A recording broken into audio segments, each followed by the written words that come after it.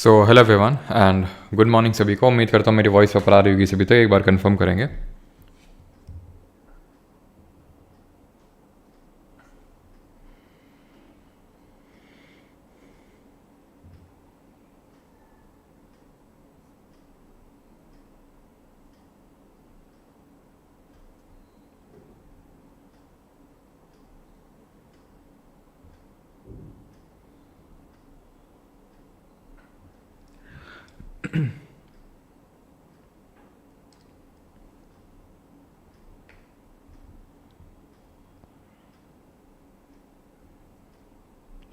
तो आज का जो हम लोग का टॉपिक रहने वाला है वो रहेगा जिसमें कि हम लोग रेस्ट ऑफ द यानी बचे हुए जितने भी हमारे फिजियोग्राफिक डिविजन्स हैं उनको करने वाले हैं। एक बार मैं चेक कर लेता हूँ सारी चीज़ें प्रॉपर हैं कि नहीं। हाँ जी, तो चलिए स्टार्ट करते हैं। तो हम लोगों ने ये पढ़ा था कि टोटल हमारे 6 फिजियोग्राफिक डिविजन्स हैं। वॉइस क्या कुछ इशू है वॉइस का?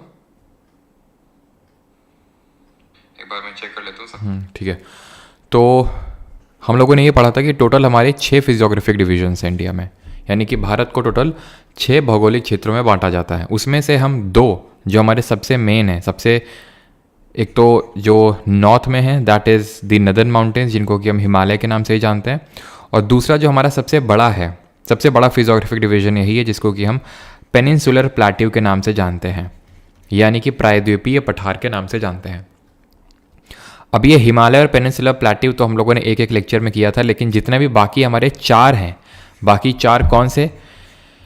एक तो नॉर्थ इंडियन प्लेन्स, ठीक है, नॉर्थ इंडियन प्लेन्स हो गए हमारे। दूसरे कोस्टल प्लेन्स यानी कि तटीय मैदान। तीसरे desert, the great Indian desert.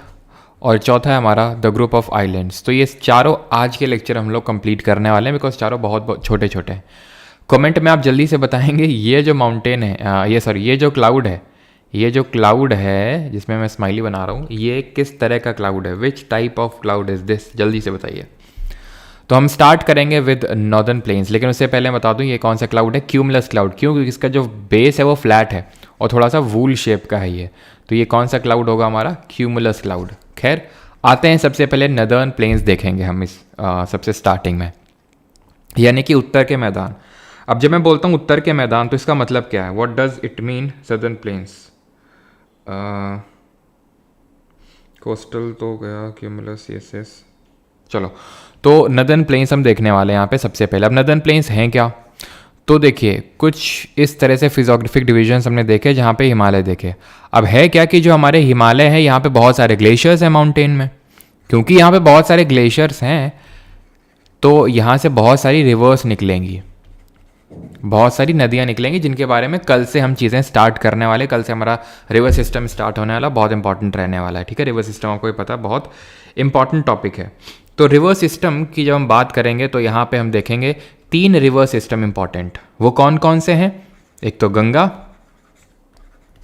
Indus यानी कि आपकी सिंधु नदी, और ब्रह्मपुत्र।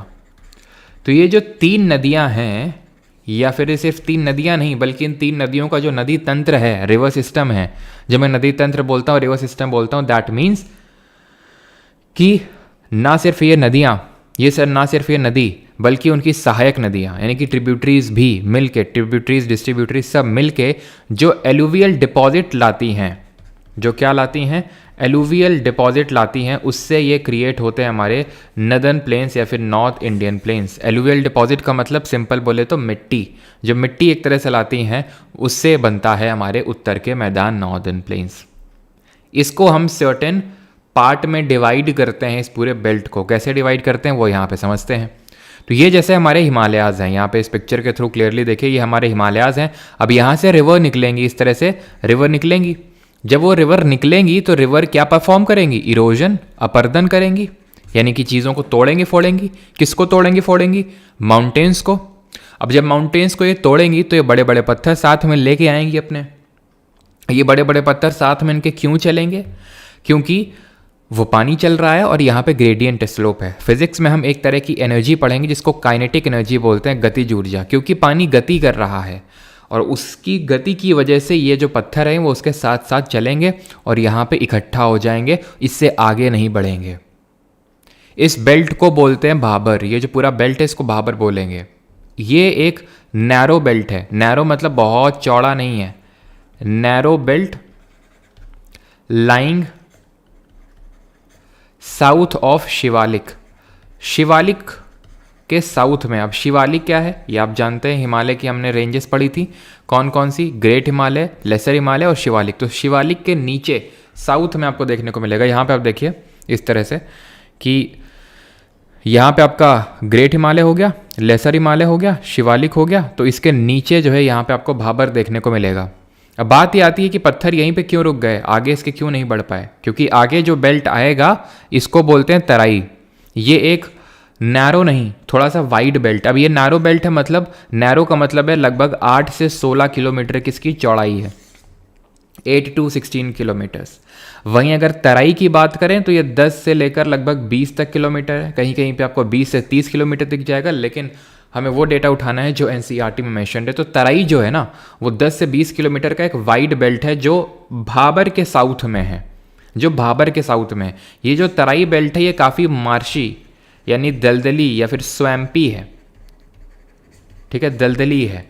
अब है होता क्या है कि यहाँ से जब रिवर्स निकली तो इरोजन इन्होंने परफॉर्म किया, पर्दन किया, बड़े बड़े पत्थर यहाँ डिपॉजिट किए, अभी आगे नहीं जा पाएंगे। कारण ये है कि अभी तो इनको ग्रेडियंट मिल रहा था, स्लोप मिल रही थी, ढलान मिल रही थी। जब ढलान मिल रही तो पत्थर भी थोड़ी सी ढलान है और पानी का वेग है तो पानी के साथ चलती चली जाएंगी। लेकिन हमें पता है कि जैसे जैसे नदियाँ आगे बढ़ती हैं तो उनका जो माउथ है वो थोड़ा सा बड़ा होता जाता है। अभी तो यहाँ पे क्योंकि संकीर्ण जगह है, बहुत ही नैरो माउथ है, तो इसलिए बहुत स्पीड भी बहुत ज़्यादा होगी। अगर खुद ही सोचो, अगर ये एक पूरा मान लेते हैं कि जगह है पानी को फ्लो करवाने के लिए और एक ये जगह पानी, उतना ही पानी फ्लो करवाना है, तो ऑब्वियस सी बात है यहाँ काफ़ी प्रेशर से निकलेगा पानी। अगर एरिया कम होगा तो pressure is equal to force upon area. Physics में हम लोग पढ़ेंगे कि एरिया कम होगा तो प्रेशर ज़्यादा लगेगा। तो ऑब्वियस ये बात है, एक तो प्रेशर ग्रेडियंट, उसकी वजह से पत्थर यहाँ पे इकट्ठा हो जाएंगे, जिसको भाबर बेल्ट बोलेंगे। यहाँ पे क्या होता है, यहाँ पे जो स्ट्रीम्स ऑफ रिवर हैं, ठीक है, रिवर जो हैं streams of river they disappear, यहाँ पे गुम हो जाती हैं। गुम हो जाने का मतलब ऐसा नहीं है कि विलुप्त हो गई, कहीं पे उड़ गई, हवा में इवेपोरेट कर गई, नहीं, वो हमें दिख नहीं रही हैं, वो बीच बीच में फ्लो हो रही हैं पत्थरों के बीच में, तो हमें दिख नहीं रही। इसीलिए हम बोलते हैं कि जो रिवर स्ट्रीम्स हैं वो यहाँ डिसअपियर हो जाती हैं and they reappear in Terai belt, ठीक है। Streams of river reappear in this belt, Terai belt में ये फिर से हमें देखने को मिल जाती हैं। क्यों देखने को मिल जाती हैं, क्योंकि पत्थर तो अब है नहीं, तो फिर ऑब्वियस बात है कि अब पत्थर नहीं है तो आराम से दिख जाएंगी। और ये काफ़ी इसी वजह से मार्शी या फिर स्वैम्पी एरिया बन जाएगा जो आपका तराई बेल्ट है। और ये बहुत ही फिट हम बोल सकते हैं किसके लिए, एग्रीकल्चर के लिए, ठीक है। This belt is not fit for agriculture, क्योंकि यहाँ पे पत्थर बहुत ज़्यादा, नॉट फिट फॉर एग्रीकल्चर। और यहाँ पे बहुत बड़े बड़े पेड़ देखने को मिलते हैं इस बेल्ट में। ये जो है एग्रीकल्चर के लिए फिट है पूरा। ये जो तराई बेल्ट है ना, तराई, यहाँ पे आपको काफ़ी इंपॉर्टेंट फेमस नेशनल पार्क्स भी देखने को मिलेंगे। जैसे कि अगर मैं आपको बोलूँ तो जिम कॉर्बेट हमारा जो नेशनल पार्क है उत्तराखंड का, जो हमारे देश का पहला राष्ट्रीय उद्यान था, 1936 में बना था। ये नेशनल पार्क हम अलग से करेंगे तो वहाँ पे इस चीज़ को भी देखेंगे हम। लेकिन क्योंकि अभी यहाँ पे चीज़ें कर रहे हैं तराई बेल्ट, तो ये ध्यान रखिएगा कि जो जिम कॉर्बेट नेशनल पार्क है उत्तराखंड में, जो देश का पहला नेशनल पार्क है, और यहीं पे ही प्रोजेक्ट टाइगर 1973 में 1973 में लॉन्च होता है, तो ये तराई बेल्ट में ही है। इसके अलावा जो यूपी का दुधवा नेशनल पार्क है वो यहीं पे है, ये आपका उत्तराखंड में है, ये आपका उत्तर प्रदेश में है। वहीं अगर हम बात करें तो एक और आपका यहीं पे नेशनल पार्क पड़ता है और वो नेपाल में, उसका नाम है चितवन, ठीक है, चितवन नेशनल पार्क, ये नेपाल में है। इसी तरह से वाल्मीकि एक है, वाल्मीकि टाइगर रिजर्व है, ये आपका पड़ता है बिहार में। राजाजी नेशनल पार्क, ठीक है, राजाजी आपका पड़ता है कहाँ पे, ये भी आपका उत्तराखंड में पड़ता है। तो ये सारे आपको तराई बेल्ट में देखने को मिलते हैं, ठीक। अब इसके आगे और स्ट्रीम्स ऑफ रिवर बढ़ेंगी, और जब स्ट्रीम्स ऑफ रिवर और आगे यहाँ पे बढ़ेंगी तो ये आएगा आपका जो बेल्ट है, इसको हम बोलते हैं एलुवियल फ्लड प्लेन्स, बाढ़ का क्षेत्र हम बोल देते हैं, एलुवियल फ्लड प्लेन्स, ठीक है। अब ये जो एलुवियल फ्लड प्लेन्स है, यहाँ पे हमने देखा था कि रिवर जो है आराम से मटक मटक के जो है मेंडरिंग वगैरह भी करना यहाँ से स्टार्ट कर देती है। तो यहाँ पे क्या होगा, यहाँ पे जो बहुत ही फाइन हम बोल सकते हैं सैंड है वो डिपॉजिट होना स्टार्ट हो जाएगी। बहुत ही फाइन जो सैंड है वो डिपॉजिट होना यहाँ पे स्टार्ट हो जाएगी। और आप इसको ऐसे समझिए कि जब यहाँ पे हमारी रिवर चलेगी, ठीक है, ये जैसे हमारी रिवर है, ठीक है, ये रिवर चल रही है, रिवर हल्का सा मियांडर ऐसे करके चल रही है।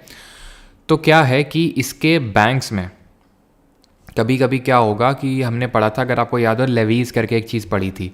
लेवीज़ हमने ये पढ़ा था कि भाई जैसे कि ये नदी है, ठीक है, अब एकदम से पानी इसमें बढ़ गया जैसे बरसात के टाइम पे, तो नदी का मुंह बढ़ जाएगा ऐसे करके। तो यहाँ पे क्या है, यहाँ पे चीज़ें जो है फाइन सिल्ट डिपॉजिट हो जाएगा। अब जब नदी का पानी कम हो जाएगा तो फिर से ही अपने ओरिजिनल पाथ पे आ जाएगी। तो यहाँ पे क्या है, यहाँ पे जो चीज़ें डिपॉजिट हुई उसको हम लेवी बोलते हैं, लेवीज़।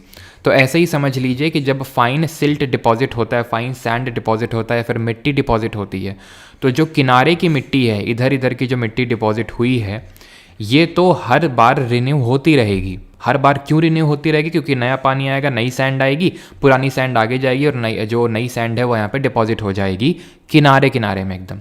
जो दूर दूर में थोड़ी सी डिपॉजिट हुई है बाढ़ की वजह से या फिर किसी और कारणवश, तो वो हर साल रिन्यू नहीं हो पाएगी।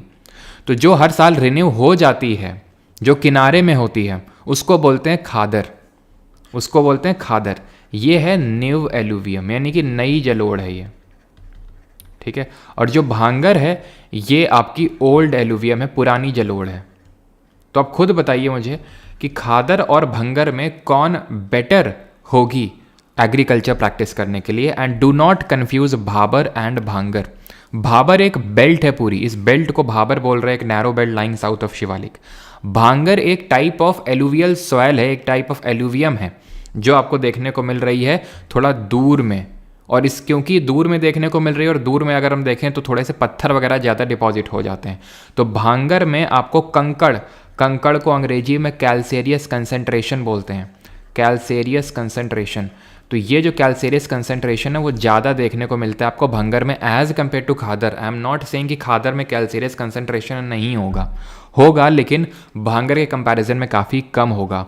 और ये जो है रिन्यू करती रहती है एवरी ईयर, ठीक है, इट रिन्यूज़ एवरी ईयर। भांगर रिपीटेडली रिन्यू नहीं होती है। क्या ये आपको सारी चीज़ें क्लियर हैं या फिर किसी को यहाँ तक कोई डाउट? यहाँ तक सभी को क्लियर है? मैं रिपीट करूँ फिर से सारी चीज़ें। हम लोग ऐसा करते हैं, इसको बना लेते हैं, ठीक है, एक ब्लैंक पेज लेते हैं और वहाँ पे सारी चीज़ें जो है बना ही लेते हैं, वो ज़्यादा सही रहेगा, ठीक है, रिवीजन हो जाएगा सारी चीज़ें। तो हमने क्या पढ़ा? हमने ये पढ़ा कि हमारे माउंटेन्स थे, ठीक है, चल जाओ यार, clear sir, I love you Pratik. अच्छा, ये बातें तुम्हें किसी और से बोलनी चाहिए ना। चलो, तो यहाँ पे हमारे क्या है, यहाँ पे हिमालयाज़ हैं। हिमालय से हमारी रिवर्स निकलती हैं। 3 इंपॉर्टेंट रिवर सिस्टम है, इंडस, गंगा एंड ब्रह्मपुत्रा। ये अपना जो एलुवियल डिपॉजिट है, जो डिपॉजिट करती हैं, उसी को ही हम बोलते हैं क्या, उसी को ही हम ये बोलते हैं जो हमारा ये पूरा नदर्न प्लेन्स है। ध्यान रखना, इसकी जो पूरा यहाँ से लेकर और यहाँ तक की जो पूरी लेंथ है, that is east to west जो टोटल लेंथ है ना, मैं ब्लैक से बनाता हूँ बिकॉज ब्लैक कलर यूज़ नहीं हुआ है। ये जो पूरी लेंथ है ये है, इसकी ध्यान रखना, 3200 किलोमीटर, 3200 किलोमीटर्स की टोटल लेंथ है ईस्ट वेस्ट। तो यहाँ से जब रिवर्स निकलेंगी तो क्योंकि यहाँ पे बहुत ज़्यादा इरोजन परफॉर्म करेंगे तो यहाँ पे बड़े बड़े पत्थर यहाँ पे क्या होंगे, डिपॉजिट हो जाएंगे। इस बेल्ट को जो है कि एक नैरो बेल्ट है बोलते हैं भाबर।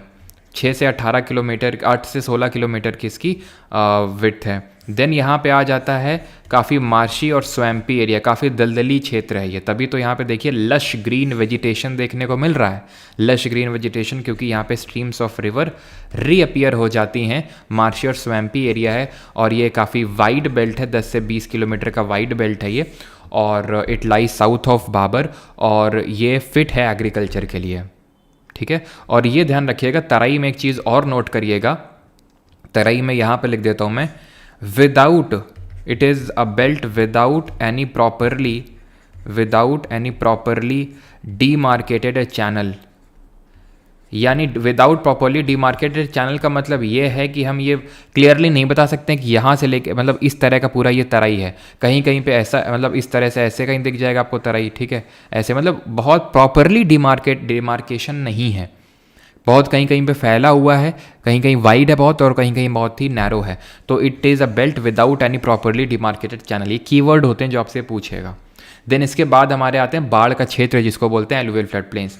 किनारे किनारे में जो सैंड हमारी डिपॉजिट होगी उसको खादर बोलेंगे, ऐसे खाद से याद कर सकते हो, खाद एग्रीकल्चर के लिए अच्छी होती है।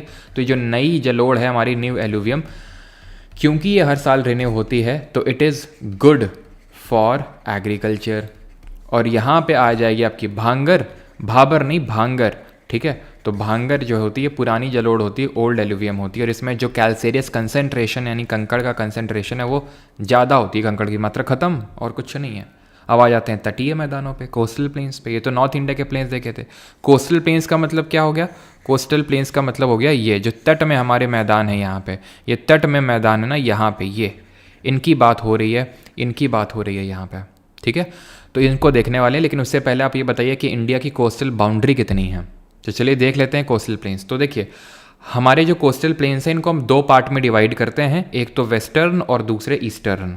कितने पार्ट में? वेस्टर्न और ईस्टर्न, ठीक है, वेस्टर्न और ईस्टर्न। जो वेस्टर्न कोस्टल प्लेन्स हैं ये कहाँ पे हैं? ये आप ऐसे समझ लो इनका लोकेशन वेस्टर्न घाट्स, जो कल पढ़े थे हम लोग, वेस्टर्न घाट की हाईएस्ट पीक बताइए, and Western Ghat and Arabian Sea के बीच में है, ये अरब सागर के बीच में, ठीक है। यानी कि यहाँ पे जैसे कि थे हमारे वेस्टर्न घाट, तो और ये अरेबियन सी अरब सागर, तो इसके बीच का जो एरिया है ना यहाँ पे हो जाएगा, इसको बोल लेंगे हम लोग वेस्टर्न कोस्टल प्लेन्स, ठीक है। ये पूरा जो एरिया है ये वेस्टर्न कोस्टल प्लेन्स हो जाएगा हमारे वेस्टर्न घाट और अरेबियन सी के बीच में। ईस्टर्न कोस्टल प्लेन्स की अगर बात करेंगे तो ये किसके बीच में हो जाएगा? ये ईस्टर्न घाट्स, पूर्वी घाट, इसकी हाईएस्ट पीक बताइए, और बे ऑफ बंगाल, बंगाल की खाड़ी के बीच में। तो वेस्टर्न घाट की हाईएस्ट पीक अनाईमुडी है जो अनामलाई हिल्स में सिचुएटेड है केरल में, 2695 मीटर हाइट है। ईस्टर्न घाट की बात करेंगे तो जिसकी एवरेज हाइट वेस्टर्न घाट से आधी है, 600 मीटर है। इसकी हाईएस्ट पीक महेंद्रगिरी है इन उड़ीसा, 1501 मीटर उसकी हाइट है, ठीक है। इतनी चीज़ क्लियर। ये आपका BOB है, that is bay of Bengal. तो ईस्टर्न घाट और बे ऑफ बंगाल के बीच में जो आपका पड़ता है that is called as what? Eastern coastal plains. अब इनके नाम से क्वेश्चन पूछता है, लेकिन उससे पहले हम थोड़ा सा डिफरेंस जान लेते हैं कि जो पश्चिमी तट है और जो पूर्वी तट है, जो पश्चिमी तट है और पूर्वी तट है, इनके बीच में अंतर क्या है। चाहे तो आप हम पहले नाम ही देख लेते हैं, क्योंकि नाम से थोड़ा सा ज़्यादा क्वेश्चन पूछने के चांसेस रहते हैं। तो देखिए गुजरात में इसको कच्छ कोस्ट के नाम से और काठियावाड़ कोस्ट के नाम से जानते हैं। मेनली तो काठियावाड़ कोस्ट ही बोलते हैं, लेकिन थोड़ा सा अगर अपर रीजन में और डिवीजन करेंगे तो ये कच्छ कोस्ट हो जाएगा। इसके नीचे अगर हम बात करेंगे तो महाराष्ट्र और गोवा का जो कोस्ट है ना, इसको हम कोंकण कोस्ट बोलते हैं। जो कर्नाटक का कोस्ट है, ये कर्नाटक का, इसको भी हम कन्नड़ कोस्ट नाम दे देते हैं। जो यहाँ पे लिखा नहीं हुआ है, कहीं कहीं पे देखने मिलेगा, कहीं कहीं नहीं मिलेगा। तो लेट मी टेल यू कि जो कन्नड़ कोस्ट है, अगर हम ध्यान से देखें तो पूरे जो वेस्टर्न कोस्टल प्लेन्स है उसका सेंट्रल कोस्ट है ये, है ना। तो इसको सेंट्रल कोस्ट भी बोलते हैं कि भाई सबसे बीच में लोकेटेड है कन्नड़ कोस्ट जो कर्नाटक में है। और केरल में सदर्न पार्ट ऑफ कर्नाटका या और केरल, इसको हम मालाबार कोस्ट के नाम से जानते हैं, मालाबार तट। अब यहाँ पे इस पर्टिकुलर जो ये फिगर लगाया हुआ है, मैंने पिक्चर लगाई हुई है, तो यहाँ पे अगर आप ध्यान से देखें तो कोंकण कोस्ट को महाराष्ट्र, गोवा, कर्नाटक तीनों में दिखाया है, ठीक है। कहीं कहीं पे क्या होगा, कर्नाटक का अलग दिखाएगा कन्नड़, और कहीं कहीं पे होगा मालाबार में केरल के साथ साथ कर्नाटक भी ले लेगा वो। लेकिन ध्यान रखिएगा कि कोंकण आप महाराष्ट्र, गोवा, कन्नड़ आपका कर्नाटक और मालाबार आपका केरल। ईस्टर्न जब कोस्टल प्लेन में आएंगे तो तमिलनाडु और सदर्न आंध्र प्रदेश कोरोमंडल तट कहलाता है। आंध्र प्रदेश का जो मेजर पार्ट है इसको आंध्रा कोस्ट या फिर नॉर्दर्न सरकार के नाम से जानते हैं, नॉर्दर्न सरकार, ठीक है, उत्तरी सरकार। और उड़ीसा का उत्कल प्लेन बोलते हैं, उत्कल, और वेस्ट बंगाल का बोलते हैं बैगा कोस्ट या फिर बैगा प्लेन। तो ये हमारे कोस्टल प्लेन्स है। अब इनमें डिफरेंस क्या है? डिफरेंस ये है कि जो वेस्टर्न कोस्टल प्लेन्स हैं ये सबमर्जिंग नेचर के हैं। ये किस नेचर के हैं? ये सबमर्जिंग नेचर के हैं, यानी कि डूब रहे हैं एक तरह से समझ लो। और eastern coastal planes emerging nature के हैं।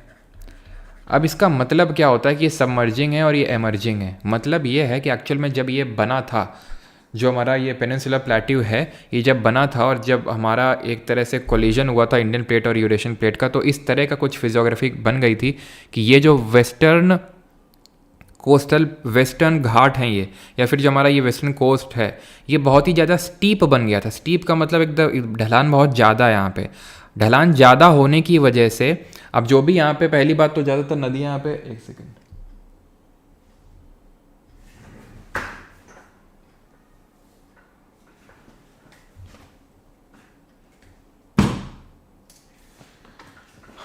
तो एक तो ज़्यादातर नदियाँ यहाँ पे हमारी फ़्लो नहीं होती हैं वेस्टर्न साइड में, ईस्टर्न साइड में ही ज़्यादातर हमारी नदियाँ फ़्लो होती हैं। ज़रा कमेंट बताइए कि क्यों, क्या कारण है कि ईस्टर्न साइड में ही ज़्यादा नदियाँ फ़्लो होती हैं।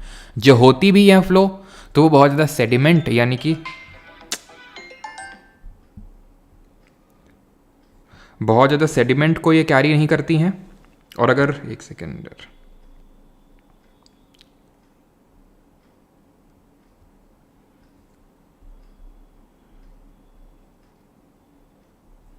तो बहुत ज़्यादा सेडिमेंट कैरी नहीं करती हैं, और कैरी करती भी हैं तो क्योंकि ये स्लोप इतना ज़्यादा स्टीप है कि यहाँ पे जो सिल्ट का डिपोजिशन है वो उतना ज़्यादा हो नहीं पाता है, सैंड का डिपोजिशन उतना ज़्यादा हो नहीं पाता है। तो इसलिए क्या है कि ये बहुत ही ज़्यादा नैरो है। वेस्टर्न कोस्टल प्लेन्स बहुत ही ज़्यादा क्या हैं, नैरो हैं। लेकिन क्योंकि ईस्टर्न साइड में हमारी ज़्यादातर नदियाँ फ़्लो होती हैं। क्यों? क्योंकि पेनिनसुलर प्लेट्यू यानी प्रायद्वीपीय पठार का जो टिल्ट है, जो झुकाव है, वो पूर्व की तरफ है, ईस्ट की तरफ है। तो इसकी वजह से ये बहुत ही आपके दूर तक सैंड का डिपोजिशन होता है। इसकी वजह से क्या है, इसकी वजह से ये बहुत ही वाइड हैं। कौन? Eastern coastal plain. इसी वजह से इनको एमर्जिंग बोलते हैं। और यहाँ पे जो कॉन्टिनेंटल शेल्फ है, अब कॉन्टिनेंटल शेल्फ क्या है, जल्दी से बताइए, कॉन्टिनेंटल शेल्फ क्या है और इसका टिल्ट कितना होता है, ग्रेडियंट कितना होता है, सारी चीज़ें आपको बता चुका हूँ मैं, हम लोग वर्ल्ड ज्योग्राफी पढ़ चुके हैं पहले। इसका जो कॉन्टिनेंटल शेल्फ है वो रफली 500 किलोमीटर तक है, यानी कि काफ़ी वाइड कॉन्टिनेंटल शेल्फ है इसका, वाइड कॉन्टिनेंटल शेल्फ है, ध्यान रखना है, ठीक है। नाम हमने देख लिए, और इनके बीच में मेनली डिफरेंसेस क्या हैं कि सबमर्जिंग है, नैरो है। और एक चीज़ ध्यान रखना है, जो वेस्टर्न कोस्टल प्लेन्स हैं they are narrow in middle mainly, ठीक है, नैरो, मिडिल में नैरो है और एंड में, टॉप और बॉटम में थोड़ा सा वाइड है। आप इसको डंबल से इमेजिन कर सकते हो। डंबल ऐसे ही तो होता है, बीच में नैरो होता है और यहाँ पे इस तरह से वेट्स लगे होते हैं। तो इस तरह से आप इमेजिन कर लो कि जो वेस्टर्न कोस्टल प्लेन्स है वो थोड़ा डंबल शेप का है, नैरो है मिडिल में और एंड्स में थोड़ा सा वाइड है। इतनी चीज़ क्लियर। अब क्योंकि ईस्टर्न कोस्टल प्लेन इतना ज़्यादा एमर्जिंग है, इतना ज़्यादा वाइड है, तो यहाँ पे पानी का लेवल उतना नहीं है। आप इस चीज़ को इमेजिन करो, इस चीज़ को इमेजिन करो कि जो ईस्टर्न कोस्टल प्लेन है ये बहुत ही दूर तक गया है। क्योंकि ये दूर तक गया है, कॉन्टिनेंटल शेल्फ काफ़ी वाइड है, तो पानी का लेवल जो है बहुत दूर तक जाना पड़ता है, तब जाके पानी का लेवल गिरता है। समझ रहे हैं आप? तो यानी कि अगर तट तक आना है तो उतना ज़्यादा डीप सी हमें देखने को नहीं मिलेगा, बहुत ही शैलो सी देखने को मिलेगा। यही कारण है कि क्यों ईस्ट साइड में हमारे ज़्यादा पोर्ट यानी कि बंदरगाह कम हैं। यहाँ पे कम पोर्ट हैं, लेस पोर्ट हैं, और यहाँ पे ज़्यादा पोर्ट यानी कि ज़्यादा बंदरगाह हैं। क्योंकि पोर्ट क्या होते हैं? पोर्ट होते हैं जहाँ पे हमारे शिप्स इस तरह से आते हैं सामान वामान लेके, कार्गो, ठीक है।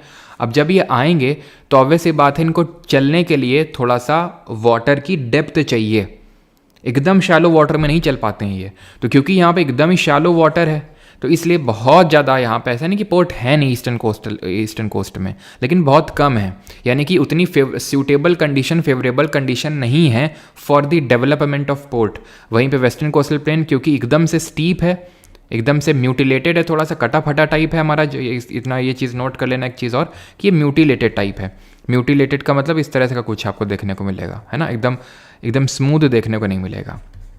तो इस वजह से क्या है कि वेस्टर्न जो कोस्टल प्लेन है उसमें पोर्ट आसानी से डेवलप किए जा सकते हैं, बंदरगाह, क्योंकि यहाँ पे पानी का लेवल उतना ज़्यादा शैलो नहीं है, थोड़ा सा डेप्थ है, जिसकी वजह से कार्गो यहाँ पे जो शिप्स हैं वो यहाँ पे चल सकते हैं, आ सकते हैं यहाँ पे।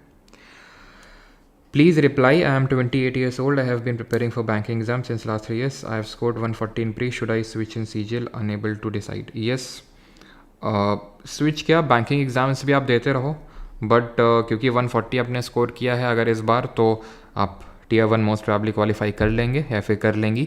और आप प्रिपरेशन करिए मेंस के अच्छे से भी, ठीक है, जितना भी टाइम है। मैं ये नहीं बोलूँगा कि भाई एकदम से गिव अप कर दो, बैंकिंग एग्ज़ाम बिल्कुल ही मत दो, आप देते रहो उनको भी, बट जो भी एक्स्ट्रा चीज़ें हैं वो आप करके सीजीएल में कुछ अटेम्प्ट्स ले सकते हो, है ना। ठीक है, आपकी बुक कब आएगी? 2-3 दिन में अनाउंसमेंट आपको मिल जाएगा। ठीक है, तो अब हम देखेंगे अब पोर्ट्स, बंदरगाह, कौन कौन से बंदरगाह कहाँ पे हैं। ठीक है, वेस्टर्न कोस्टल प्लेन की जो विड्थ है वो लगभग ऐसे ही आप समझ के चलो, लगभग 50 किलोमीटर। ठीक है, इसकी जो विड्थ है वो लगभग 50 किलोमीटर्स की है। ठीक है, तो यहाँ पे क्या स्लोप स्टीप है, ये शैलो है बट यहाँ पे जो स्लोप है वो थोड़ा स्टीप है एकदम से। ठीक, क्लियर यहाँ तक सभी को? तो ईस्टर्न घाट तो आई स्पीक जिंदा गाड़ा है ना, इसीलिए तो बोलते हैं रोज क्लास में आया करो। तो ऐसे ही फिर डाउट पूछोगे सर उसकी हाइट तो जिंदा गाड़ा है ना, कल सब कुछ बताए थे आपको। ठीक है, अब फिर से उस चीज़ को रिपीट नहीं करेंगे। तो यहाँ पे आते हैं, और एक चीज़ ध्यान रखना कि ये जो हमारे वेस्टर्न कोस्टल प्लेन्स है, खासकर जो मालाबार कोस्ट है, यहाँ पर आपको काफ़ी सारे कयाल देखने को मिलेंगे। वैसे तो जब मैं लेक्स पढ़ाऊँगा तो पढ़ाऊँगा कयाल क्या होते हैं। कयाल एक तरह के बैक वाटर होते हैं। बैक वाटर क्या होता है? जब समुद्र का पानी क्या होता है, इसे कोस्ट है, तट है ये, ठीक है, मान लेते हैं तट है ये, ज़मीन है। अब समुद्र का पानी क्या होता है, बार बार ऐसे उछाल मार के वेव्स आती हैं। वेव्स किसी कारणवश भी आ सकती हैं, हवा चल रही है या फिर टाइड की वजह से, है ना, सुनामी की वजह से, तो बहुत ही रेयर होती हैं। तो जब यहाँ पे पानी आएगा तो यहाँ पे इकट्ठा होता रहेगा। तो जैसे मान लो वेव आई, थोड़ा पानी इकट्ठा किया चली गई, थोड़ा पानी इकट्ठा किया चली गई, तो ये क्या है, बैक वाटर बन जाएगा, जिसको कयाल बोलते हैं हम लोग। केरल में इनको बैक वाटर को कयाल बोलते हैं। यहाँ पे क्या होती है, यहाँ पे आपकी बोट रेस, जैसे कि नेहरू ट्रॉफी वल्लम कल्ली बोट रेस होती है। एक होती है नेहरू ट्रॉफी वल्लम कल्ली बोट रेस, ये जब फेस्टिवल पढ़ेंगे तो वहाँ भी मैं आपको पढ़ाऊँगा वल्लम कल्ली बोट रेस, ये केरल में होती है। तो एक यहाँ पे आपका कयाल है जिसका नाम है पुन्ना माडा कयाल, तो वहाँ पे इसको ऑर्गेनाइज किया जाता है, इस बोट रेस को, पुन्ना माडा कयाल ना, याद रखिएगा, पुन्ना माडा कयाल कहाँ पे है, केरल में है। यहीं पे नेहरू ट्रॉफी वल्लम कली बोट रेस होती है। बाकी हम देखेंगे जब लेक्स पढ़ेंगे कि यहाँ पे आपका वेम्बानद लेक है, ठीक है, अष्टमुड़ी लेक है, तो ये सारे आपको केरल में देखने को मिलेंगे, जिनको वहाँ पे कयाल के नाम से जाना जाता है, बैक वाटर्स को। ठीक है, अब हम पोर्ट्स को देख लेते हैं। तो पोर्ट्स जो हैं, बंदरगाह, ये 2 पार्ट में इनको हम डिवाइड करते हैं। एक तो मेजर यानी कि मुख्य, और दूसरे माइनर यानी कि क्या बोल देंगे, लघु। अब ये कौन डिवाइड करता है? हम नहीं डिवाइड करते हैं, ये डिवाइड करता है एक एक्ट है हमारा। उस एक्ट का नाम है इंडियन पोर्ट्स एक्ट ऑफ 1908। ठीक है, इंडियन पोर्ट्स एक्ट ऑफ 1908। तो 1908 का जो ये पोर्ट्स एक्ट है वो डिवाइड करता है इन सारे पोर्ट्स को मेजर और माइनर 2 पार्ट में। टोटल नंबर ऑफ जो मेजर पोर्ट्स हैं उनकी संख्या है 13 और माइनर की 200। अब माइनर की कहीं आपको 180 भी मिलेगी, 190 भी मिलेगी, लेकिन 200 याद रखिएगा, क्योंकि एसएससी ने पेपर में अभी सवाल पूछा था, आई थिंक 2023 के एंड में कोई एक पेपर हुआ था, और वहाँ पे उसने 200 आंसर माना था। तो 200 ही हम कंसिडर करके चलेंगे कि आगे अगर कुछ वो भी होगा तो हम चैलेंज तो कर पाएंगे। तो 13 मेजर हैं और 200 माइनर हैं। अभी मेजर और माइनर किस बेसिस पे डिवाइड कर दिया हमने? तो बेसिस ऑफ डिवीजन है कि इनको कौन कंट्रोल और मैनेज कर रहा है। तो इनको कंट्रोल, मैनेज और एडमिनिस्टर करने का काम सेंट्रल गवर्नमेंट करती है मेजर वालों को, माइनर वालों को करती है स्टेट गवर्नमेंट, यानी स्टेट गवर्नमेंट के अंडर में आते हैं। ये सेंट्रल गवर्नमेंट यानी ministry of shipping and waterways जो है वो मेजर पोर्ट्स को एडमिनिस्टर करती है। ठीक है, यानी करते गवर्नमेंट ही है।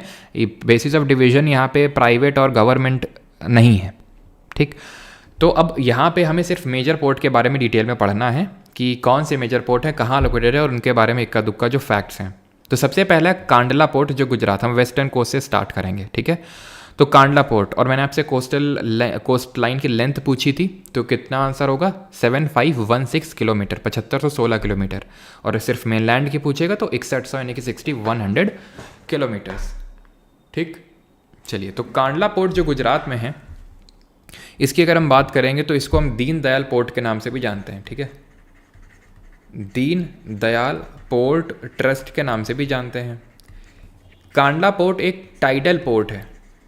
टाइडल पोर्ट का मतलब होता है कि जहाँ का वाटर लेवल, यानी इस पोर्ट का जो वाटर लेवल है उसको टाइड से रेगुलेट करती हैं। टाइड की वजह से ऊपर नीचे होता है यहाँ का जो वाटर लेवल है। कहाँ का? कांडला का दीन दयाल पोर्ट ट्रस्ट बोलते हैं इसको।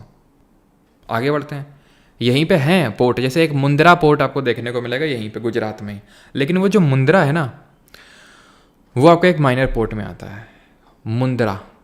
ठीक है, वो भी गुजरात में, लेकिन मेजर हम पढ़ रहे हैं अभी, 13 मेजर पोर्ट हैं। फिर आते हैं महाराष्ट्र में, तो महाराष्ट्र में मुंबई और JNPT है, जवाहरलाल नेहरू पोर्ट ट्रस्ट। जो JNPT हमारा जवाहरलाल नेहरू पोर्ट ट्रस्ट, ये इसको हम नावा शेवा के नाम से जानते हैं। इसके रिगार्डिंग फैक्ट हमें याद रखने हैं कि एक इसको नावा शेवा के नाम से जानते हैं, नवी मुंबई में है, नवी मुंबई, और इसको डेवलप किया गया था क्योंकि जो मुंबई पोर्ट था उस समय भी था, आज भी है, तो इसकी जो कैपेसिटी है वो रीच होने लगी थी।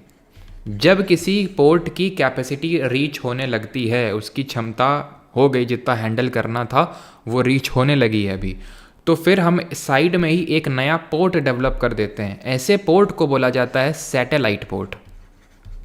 ऐसे पोर्ट को क्या बोला जाता है?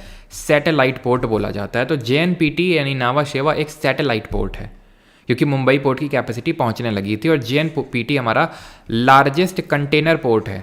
Largest container port, container port क्या होता है? कंटेनर पोर्ट वो होता है, वो बंदरगाह होता है जहाँ पे कार्गो रखने वाले जो हमारे कंटेनर होते हैं उनको ट्रांसफ़र किया जाता है। एक ऐसा पोर्ट जिनको कि कंटेनर्स को मूव करने के लिए और स्टोर करने के लिए रखा जाता है। जैसे कि ये हमारा शिप आ रहा है, तो इसमें काफ़ी बड़े बड़े कंटेनर रखे हुए हैं, तो एक शिप से दूसरे शिप में कंटेनर को शिफ्ट किया जाता है, डायरेक्टली अनलोड नहीं किया जाता है। तो ऐसे पोर्ट को कंटेनर पोर्ट बोलते हैं, जो कि जेएनपीटी है। महाराष्ट्र में लार्जेस्ट कंटेनर पोर्ट है ये पूरे इंडिया का। अच्छा, अभी हमारा एक टनल बना था, जो या फिर हम बोल सकते हैं नॉट टनल, मतलब एक सेतु। कौन सा सेतु था? जो मुंबई को नवी मुंबई से लिंक करता है, मुंबई को नवी मुंबई से। कौन सा सेतु है वो? आगे बढ़ते हैं। नीचे हमारा गोवा है। गोवा में मर्मगांव पोर्ट ट्रस्ट है। ये जुआरी करके एक नदी है, उसकी ईश्वरी, उसकी ज्वारबद्ध उन्मुख में बना हुआ है। जुआरी जो रिवर है, बस इतना लिखेंगे, या फिर अगर जो बैच में है स्टूडेंट उनको नोट्स में लिखा हुआ मिलेगा कि जुआरी रिवर के ईश्वरी में ज्वारबद्ध उन्मुख में ही मर्मगांव पोर्ट ट्रस्ट है गोवा में। देन कर्नाटक में आएंगे तो यहाँ मंगलुरु पोर्ट है। इसके रिगार्डिंग एक्स्ट्रा सच कुछ याद करने की ज़रूरत नहीं है हमें। केरल में कोची पोर्ट है। इसको हम क्वीन ऑफ अरेबियन सी यानी कि अरब सागर की रानी के नाम से जानते हैं, queen of Arabian sea. Then आते हैं ईस्टर्न कोस्ट में, और ईस्टर्न कोस्ट में कौन कौन से हमें पोर्ट्स देखने को मिलेंगे? तो सबसे पहला जो हमारा तमिलनाडु है, तमिलनाडु में हमें तीन मेजर पोर्ट देखने को मिलेंगे, यानी कि state with the most number of major ports. तो इसका आंसर अटल सेतु होगा। आई थिंक सभी लोगों ने सही आंसर दिया होगा, मैंने देखा नहीं। अटल सेतु, हाँ सबका सही है। अभी पहला ट्रांसशिपमेंट पोर्ट भी बना है केरल में। अभिजीत सिंह बिल्कुल बताएंगे, उसका नाम विंजीज़ैम पोर्ट है। लेकिन रुक जाइए, उसके बारे में बताएंगे। अभी थोड़ा सा पहले मेजर पोर्ट के बारे में पढ़ लेते हैं, ठीक है। तो टूटीकॉर्न है, जिसको वीओ चिदम्बरम पोर्ट के नाम से जानते हैं। देन चेन्नई है, और एन्नोर, जिसको कामराजर पोर्ट बोलते हैं एन्नोर को। अब ये जो एन्नोर या फिर कामराजर पोर्ट है, ये भारत का पहला मेजर कॉरपोरेटाइज्ड पोर्ट है। ये कॉरपोरेटाइज्ड का मतलब है कि कॉरपोरेट्स के हाथों में, कॉरपोरेटाइज्ड पोर्ट है यानी कि प्राइवेट प्लेयर्स के हाथों में, ठीक है। विशाखापट्टनम आंध्र प्रदेश में है। ये डीपेस्ट लैंड लॉक्ड पोर्ट है, यानी कि भारत का सबसे गहरा स्थल रुद्ध बंदरगाह, डीपेस्ट लैंड लॉक्ड पोर्ट है ये विशाखापट्टनम आंध्र प्रदेश में। और पारादीप है ये उड़ीसा में। और ये जो पारादीप पोर्ट है उड़ीसा में, ये बन गया है हमारा सबसे ज़्यादा यानी कि लार्जेस्ट कार्गो हैंडलिंग पोर्ट। सबसे ज़्यादा कार्गो हैंडल करने वाला हमारा ये पोर्ट बन गया है। लार्जेस्ट कार्गो हैंडलिंग पोर्ट है ये पारादीप पोर्ट उड़ीसा में। पहले ये कांडला पोर्ट के पास ये तमगा था, लेकिन अभी पारादीप के पास। आते हैं वेस्ट बंगाल में, तो यहाँ पे कोलकाता पोर्ट देखने को मिलेगा, जो कि है सबसे पुराना बंदरगाह। It is the oldest port. इसको कमीशन किया गया था ब्रिटिशर्स के द्वारा साल 1870 यानी 1870 में। यहीं पे आपको देखने को, और इसको एक सेकेंड, यहीं पे आपको देखने को मिलेगा एक हल्दिया पोर्ट, ठीक है। हल्दिया पोर्ट आपको देखने को मिलेगा वेस्ट बंगाल का जो 24 परगना डिस्ट्रिक्ट है वहाँ पे। और ये हल्दिया पोर्ट का वाटर लेवल, एक नदी है हुगली नदी, वो रेगुलेट करती है, अप एंड डाउन करती है। तो इसलिए इसको हम रिवराइन, मेजर रिवराइन पोर्ट, जैसे वो टाइडल पोर्ट था तो ये रिवराइन पोर्ट है। और इसको हम जानते हैं डायमंड हार्बर के नाम से, क्योंकि जगह पड़ती है ना यहाँ पे डायमंड हार्बर, तो इसके नाम से जानते हैं। ये हमारे 13 मेजर पोर्ट हैं। अब आप में से कोई बोल रहा था कि सर पहला ट्रांसशिपमेंट हब बना है कौन सा पोर्ट? केरल में। तो ये है विंजीज़ैम पोर्ट। यहाँ पे मैं लिख देता हूँ, केरल में बना है एक विंजीज़ैम पोर्ट जो अडानी ट्रस्ट के अंडर में है। अडानी ट्रस्ट ऑपरेट करेगा विंजीज़ैम। ये केरल की जो कैपिटल सिटी है तिरुवनंतपुरम, वहीं पे सिचुएटेड है ये विंजीज़ैम पोर्ट। कहाँ पे? केरल में है। भारत का पहला ट्रांसशिपमेंट पोर्ट, ठीक है, ट्रांसशिपमेंट पोर्ट। और मुंद्रा पोर्ट तो जैसे मैंने बताया गुजरात में है, वो भी आपका एक माइनर पोर्ट है, ठीक है। यहाँ तक किसी को कोई डाउट?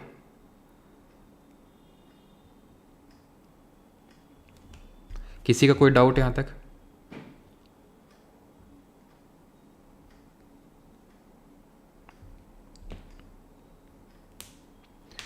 सर चेन्नई नहीं, कोलकाता पोर्ट है आपका।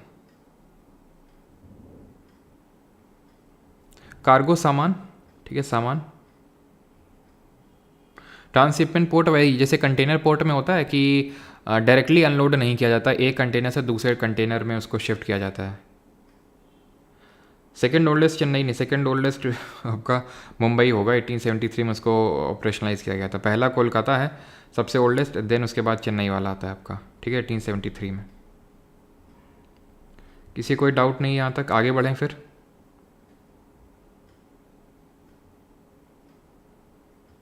हाँ, चेन्नई पोर्ट को ही मद्रास पोर्ट बोलते हैं। चलिए आगे बढ़। चेन्नई मतलब वैसा कोई तो फैक्ट नहीं है, बस ये फैक्ट है कि ये सेकंड लार्जेस्ट कंटेनर पोर्ट है आफ्टर जो JNPT है उसके बाद। Rotate the neck, thank you Rajnikanta Patra याद दिलाने के लिए। तो सेकंड लार्जेस्ट कंटेनर पोर्ट है, ठीक है। आप लोग भी अपनी नेक को रोटेट कर लेंगे। लैंडलॉक्ड का मतलब अमर ये होता है कि जैसे ये लैंड है हमारी, ठीक है, ये लैंड है, मतलब जैसे कि ज़्यादातर पोर्ट होते हैं एकदम तट पे होते हैं, कोस्ट पे होते हैं। इसके साथ क्या है कि जो विशाखापट्टनम है, जैसे ऐसे समझ लो कि यहाँ पे विशाखापट्टनम है, ये एक स्ट्रिप ऑफ लैंड से, मतलब इतना भी दूर नहीं है, क्योंकि मुझे आपको दिखाना है इसलिए थोड़ा सा मैं यहाँ पे दूर ड्रॉ कर रहा हूँ, इतना भी दूर नहीं है। तो ऐसे समझ लो ये पोर्ट है गोल गोल, और ये एक स्ट्रिप ऑफ लैंड से कनेक्टेड है। किससे? स्ट्रिप ऑफ लैंड से कनेक्टेड है ये क्या कहते हैं, कोस्ट से, तट से। तो क्योंकि चारों तरफ से आपका ज़मीन से घिरा हुआ है तो लैंड लॉक्ड इसको बोलते हैं, ठीक है। अमर, कुल्लू जी, दोनों लोगों का ही डाउट था। अच्छा, काफ़ी लोगों का ही डाउट है।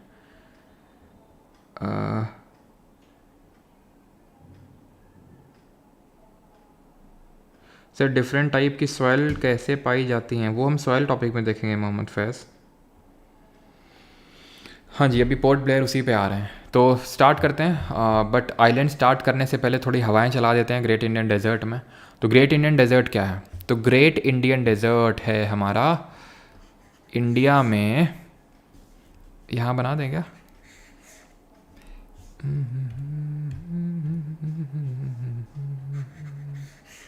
यहाँ पे क्या हैं, कौन सी माउंटेन रेंजेस हैं, जल्दी से बताइए, जल्दी से। कौन सी माउंटेन रेंजेस है जो गुजरात से स्टार्ट होती हैं और जाती हैं कहाँ तक? जाती हैं राजस्थान से होते हुए दिल्ली, हरियाणा तक। बताइए जल्दी से कौन सी माउंटेन रेंजेस है? तो ये अरावलीज़ है। तो अरावलीज़ के नॉर्थ वेस्ट में, नॉर्थ वेस्ट ये हुआ ना, ये वाला पार्ट, अरावली के नॉर्थ वेस्ट में के नॉर्थ वेस्ट यानी उत्तर पश्चिम में लोकेटेड है ग्रेट इंडियन डेजर्ट। डेजर्ट क्यों है ये, उसका कारण नहीं बता रहा हूँ अभी मैं, वो मॉनसून जब पढ़ेंगे इंडियन क्लाइमेट तब आपको समझ में आएगा कि क्यों यहाँ पे बारिश नहीं आ पाती है, क्यों पानी। डेजर्ट का मतलब है सर क्या? Simple, rate of evaporation. Rate of evaporation is greater than rate of precipitation, यानी जितनी बारिश नहीं होती है उससे ज़्यादा तो वाष्पोत्सर्जन हो जाता है, इवापोरेशन हो जाता है, तो इसीलिए डेजर्ट है। सिंपल। अब ये जो ग्रेट इंडियन डेजर्ट है, जो हमारा मरुस्थल है, यहाँ पे क्योंकि ये मरुस्थल है तो ज़्यादातर नदियाँ जो हैं, ज़्यादातर तो नहीं लेकिन हाँ बहुत ही छोटी छोटी नदियाँ देखने को मिलेंगी। और जैसे यहाँ पे, वो तो हम रिवर सिस्टम में भी इस चीज़ को देखेंगे कि जो लूनी नदी है वो यहाँ पे आके, ठीक है, लूनी नदी ऐसे निकलती है और यहाँ पे आके ख़त्म हो जाती है, कभी समुद्र से मिलती नहीं है। ज़्यादातर जो यहाँ पे नदियाँ हैं वो इनलैंड ड्रेनेज प्रमोट करती हैं। इनलैंड ड्रेनेज का मतलब ये होता है कि आप जैसे एक पॉइंट से दूसरे पॉइंट में जाना है तो उसके लिए ठीक है ये जो नदियाँ हैं, ठीक है। माही है, साबरमती है, लूनी है, ये कुछ नदियाँ आपको यहाँ देखने को मिलती है जो हम रिवर सिस्टम में पढ़ेंगे इस चीज़ को। तो लूनी यहाँ पे एक नदी बहती है जो कि एक सॉल्ट मतलब सॉल्टी टाइप है, ये सॉल्टी इसका वाटर है। माना जाता है कि एक टाइम पे ग्रेट इंडियन डेजर्ट, जो आज आपको डेजर्ट देखने को मिल रहा है, ये पानी के अंडर में था ये, ठीक है, ये पानी के अंडर में था। यहाँ तक कि वेस्टर्न कोस्टल प्लेन जो आपको, जैसे कि यहाँ पे आपको पता होगा सिटी ऑफ द्वारका है, कितने लोगों को पता है, भगवान कृष्ण जी से जुड़ी है ये द्वारका नगरी।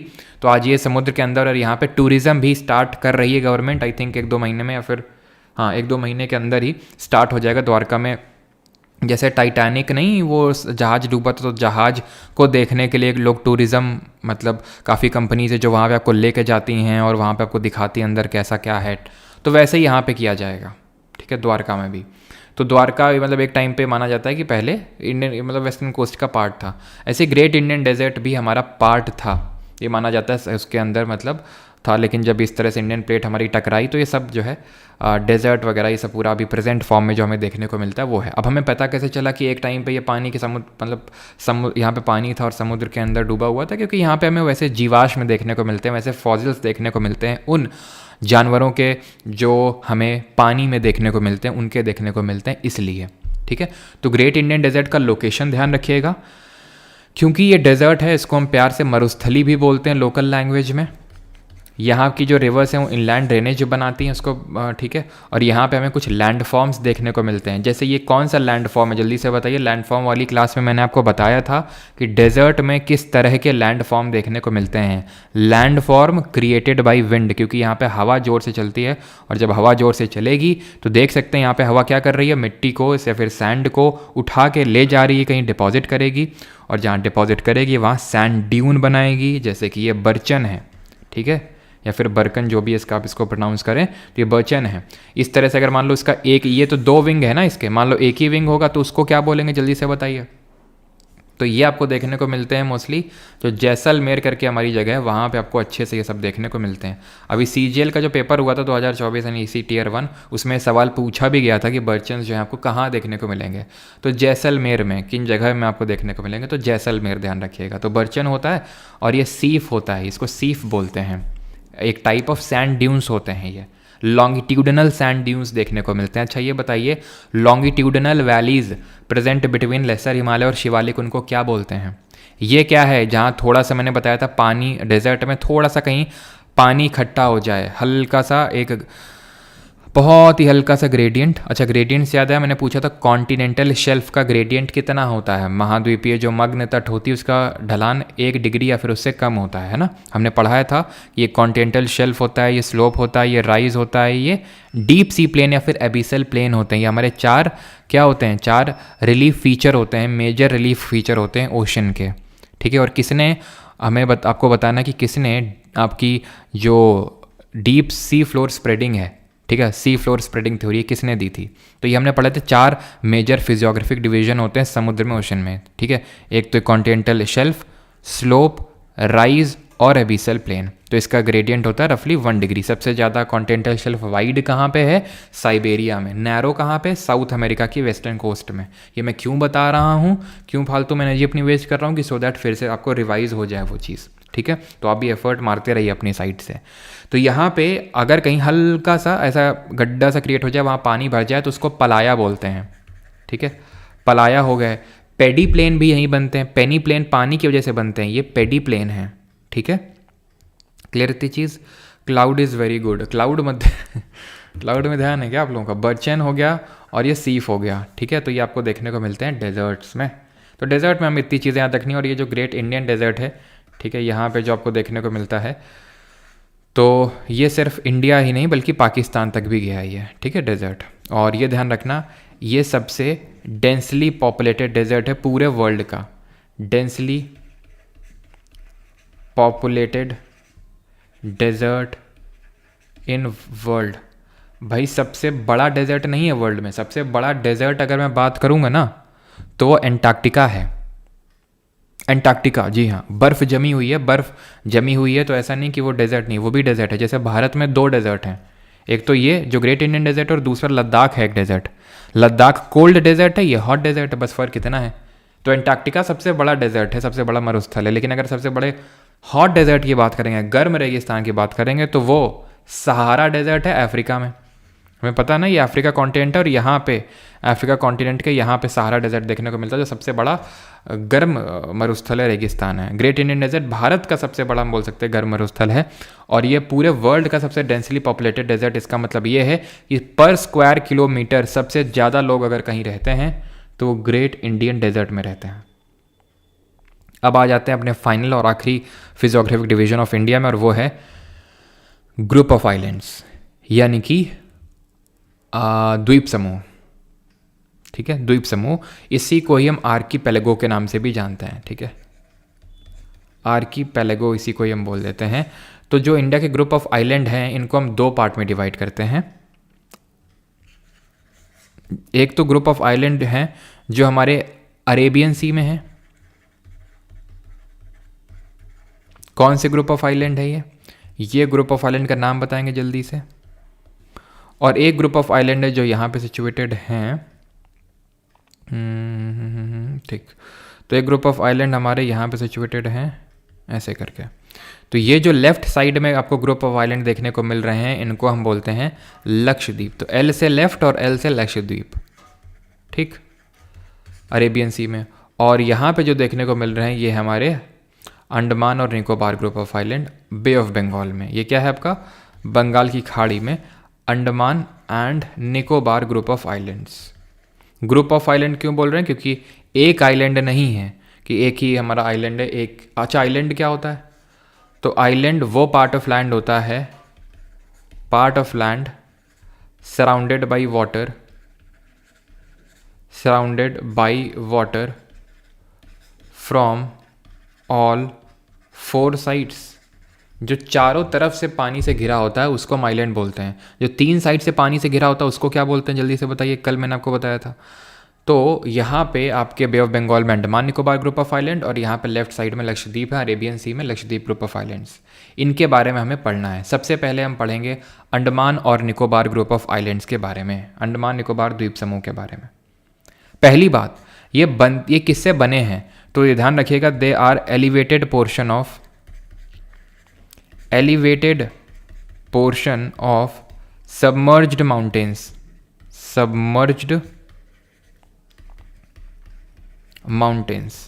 जैसे कि ये हमारा है इंडिया, ठीक है, यहाँ पे हमारे हिमालयाज है, हिमालयाज इस तरह से म्यांमार में आते हैं, म्यांमार में इनको अराकान योमा रेंज बोलते हैं। देन ये यहाँ पे खो जाते हैं, फिर यहाँ पे अपीयर होते हैं फिर से। तो वही बोला गया है कि ये खो गए थे यहाँ बीच में, वही फिर से रीअपीयर हुए हैं, फिर से उठे हैं, फिर से एलिवेट हुए हैं सबमर्ज माउंटेन। कौन से माउंटेन्स, वही हिमालय, जिनको कि हम अराकान योमा के नाम से जानते हैं म्यांमार में, अराकान योमा।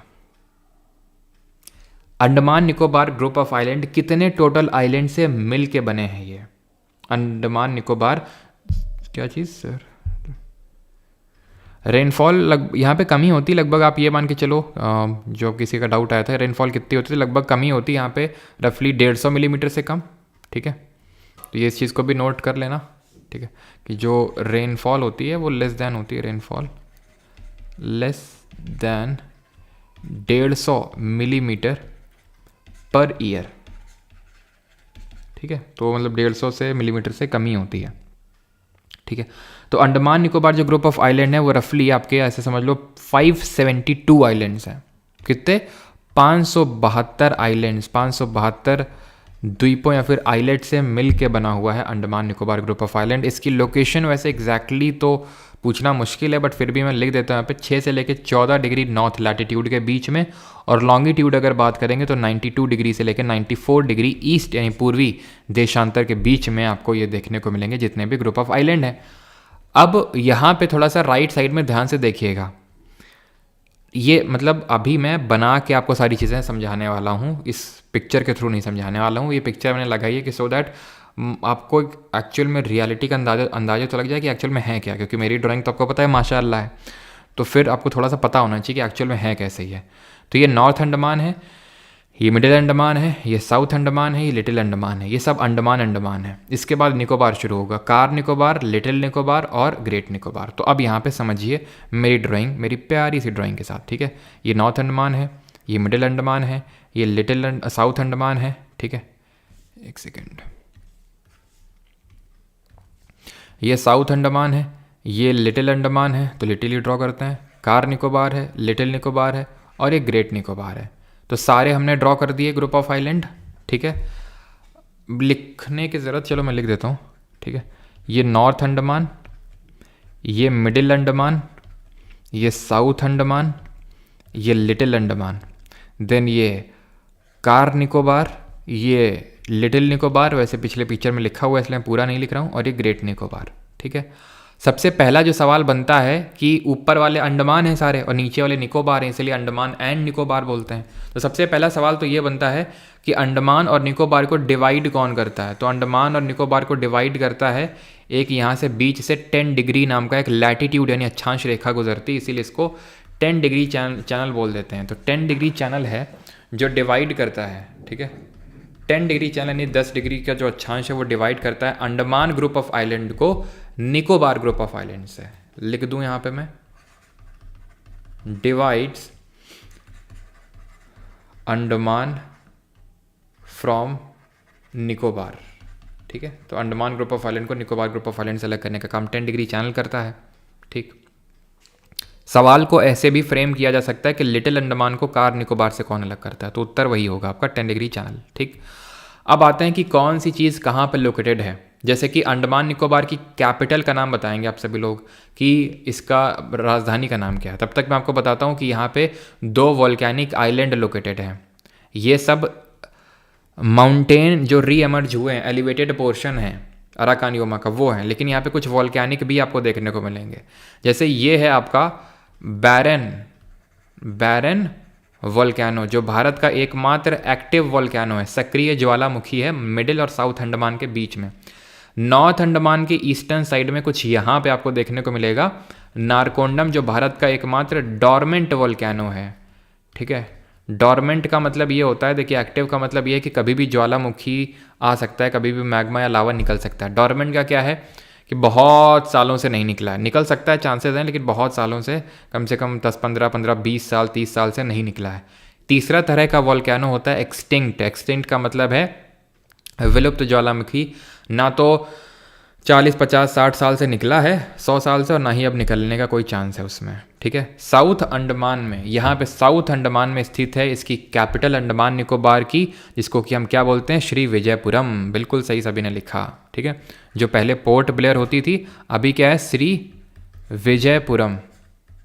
ठीक है, नाम चेंज कर दिया गया बिकॉज आपको पता है अंडमान और निकोबार का कितना बड़ा रोल रहा है हमारे फ्रीडम स्ट्रगल में, क्योंकि आपको पता होना चाहिए 1943 से लेकर 44 तक ये हेडक्वार्टर था अंडमान निकोबार, जो हमारा क्या बोलते हैं इंडियन नेशनल आर्मी थी, आज़ाद हिंद फौज। आप में से काफ़ी लोगों को पता होगा ये चीज़ कि हमारे सुभाष चंद्र बोस जी लीड कर रहे थे उस समय इंडियन नेशनल आर्मी को, आज़ाद हिंद फौज को, वो हम हिस्ट्री में भी पढ़ेंगे। तो उस समय उनका गढ़ यहीं पे था। कहाँ पे, अंडमान और निकोबार में, यहीं पे ही हेडक्वार्टर था।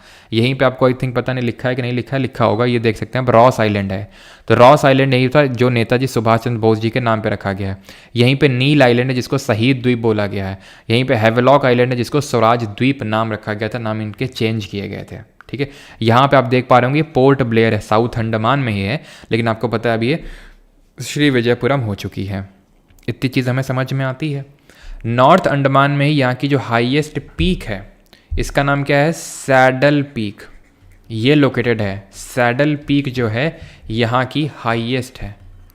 कहाँ की, पूरे अंडमान निकोबार की हाईएस्ट है। ऐसा मत समझिएगा कि सिर्फ अंडमान की है, पूरे अंडमान और निकोबार ग्रुप की ये हाईएस्ट पीक है। अगर सिर्फ हम निकोबार ग्रुप की हाईएस्ट पीक पूछ लें या फिर अंडमान निकोबार की सेकेंड हाईएस्ट पूछ लें, तो ग्रेट निकोबार में है माउंट थुइलर।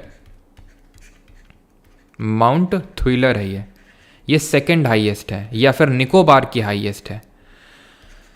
ठीक है, हाइट देखो ज़्यादा ज़रूरी नहीं है, सैडल की बस ध्यान रख लेना। ठीक है, सबकी याद करने की ज़रूरत नहीं, 732 मीटर है, बाकी सबकी याद करने की ज़रूरत नहीं है। सेकेंड हाईएस्ट है।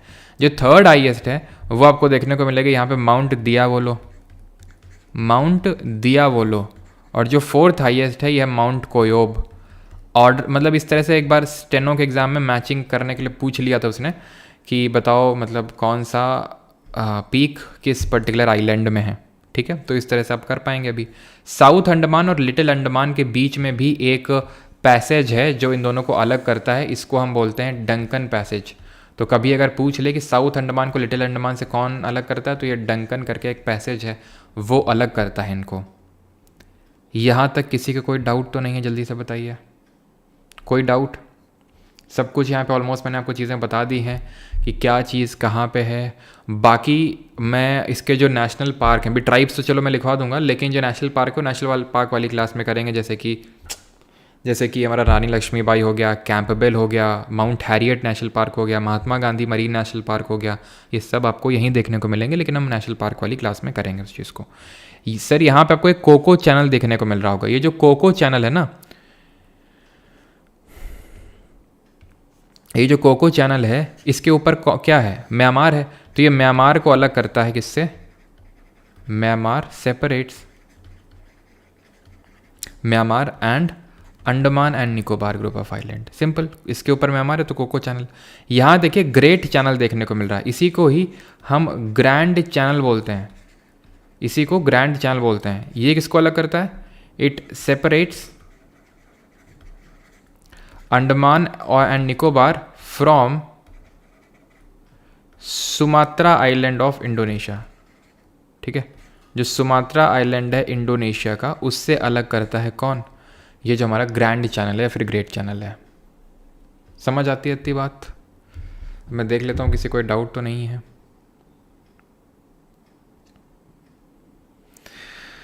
यस, ये माउथ ऑफ इरावाडी। इरावाडी अब म्यांमार की एक नदी है और ये यहीं पे आके वो ड्रेन होती है। ट्राइब्स अभी लिखवा रहे हैं, रुक जाओ। Can you upload physics and chemistry? Coca Cola भी यहीं बनती है क्या? यहीं बनती है। और किसी कोई डाउट? जल्दी से।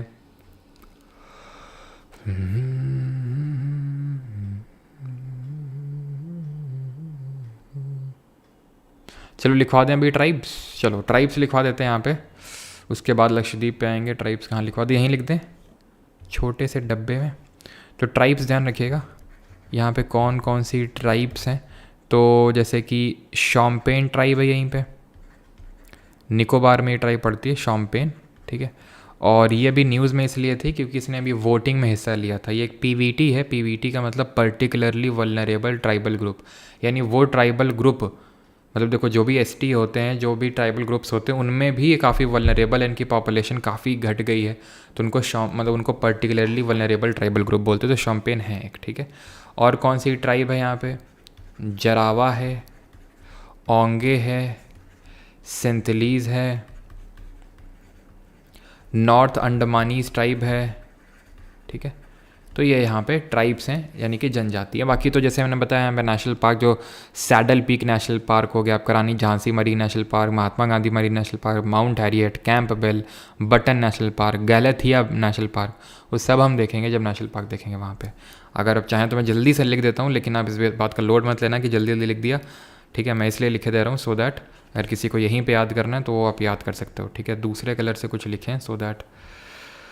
कौन सा कलर बाकी है? ये वाला बाकी है। ठीक है, तो कैंपबेल नेशनल पार्क हो जाएगा यहाँ पे गैलाथिया हो जाएगा, दोनों ही ग्रेट निकोबार में। And let me tell you कि ग्रेट निकोबार पूरे अंडमान और निकोबार का सबसे बड़ा आइलैंड है, पूरे अंडमान निकोबार का सबसे बड़ा है ग्रेट निकोबार। ठीक है, साउथ अंडमान में जब आओगे ना तो यहीं पे आपको देखने को मिलेगा महात्मा गांधी मरीन नेशनल पार्क। ठीक है, महात्मा गांधी मरीन नेशनल पार्क, यहीं पे आपको देखने को मिलेगा mount Harriet national park.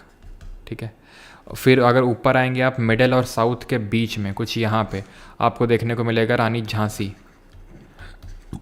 National park. और यहाँ पे सैडल पीक तो ऑब्वियस सी बात है, यहाँ पे होगा आपका सैडल पीक नेशनल पार्क। और एक चीज़ ध्यान रखना, मिडल और साउथ के बीच में एक छोटा सा आइलैंड यहाँ मौजूद है। यहाँ पे एक छोटा सा आइलैंड है जिसको बोलते हैं 12 टांग आइलैंड। तो पूछ ले कभी 12 टांग जो आइलैंड है वो कहाँ सिचुएटेड है? तो वो आपका मिडिल अंडमान और साउथ अंडमान के बीच में सिचुएटेड है 12 टांग आइलैंड। ठीक है, चलिए आगे बढ़ते हैं और लक्षद्वीप ग्रुप ऑफ आइलैंड देखते हैं। तो लक्षद्वीप कहाँ है? अरेबियन सी में है। लक्षद्वीप जो ग्रुप ऑफ आइलैंड है ये कोरल ओरिजिन के हैं, यानी कोरल्स से बने हुए हैं, प्रवाल भित्ति से बने हुए हैं। कोरल्स में पढ़ा चुका हूँ क्या होते हैं, कोरल्स के लिए क्या फेवरेबल कंडीशन नीडेड होती हैं, जरा कमेंट में आप बताएंगे। बता चुका हूँ ना मैं कोरल वगैरह सब, कमेंट में एक बार बताएंगे? आई थिंक यस, बता चुका हूँ। कोरल रीफ सब ये क्या होते हैं आपके, जल्दी से बताइए किसके बीच की सिम्बायोटिक रिलेशनशिप होते हैं। तो जो हमारे लक्षद्वीप ग्रुप ऑफ आइलैंड है जो अरेबियन सी में सिचुएटेड हैं, अगर इनके लोकेशन की बात करें तो लगभग 8 से लेकर 12 डिग्री नॉर्थ ऑफ आपके लैटिट्यूड में सिचुएटेड है, और लॉन्गिट्यूड की अगर बात करेंगे तो 71 से लेकर 74 डिग्री पूर्व या फिर ईस्ट। उतना इंपॉर्टेंट नहीं है, रटना मत इसको, बस ये कि थोड़ा सा देख लेना अगर कभी पूछ ले तो, ठीक है। अब ये जो पूरे लक्षद्वीप ग्रुप ऑफ आइलैंड है, इसमें जो लार्जेस्ट आइलैंड है, पहली बात तो इसको यहाँ पे आपका एक है 11 डिग्री चैनल, जो आपको कुछ यहाँ पे ड्रॉ नहीं है, कुछ यहाँ पे देखने को मिलेगा आपको ऐसे करके, ठीक है।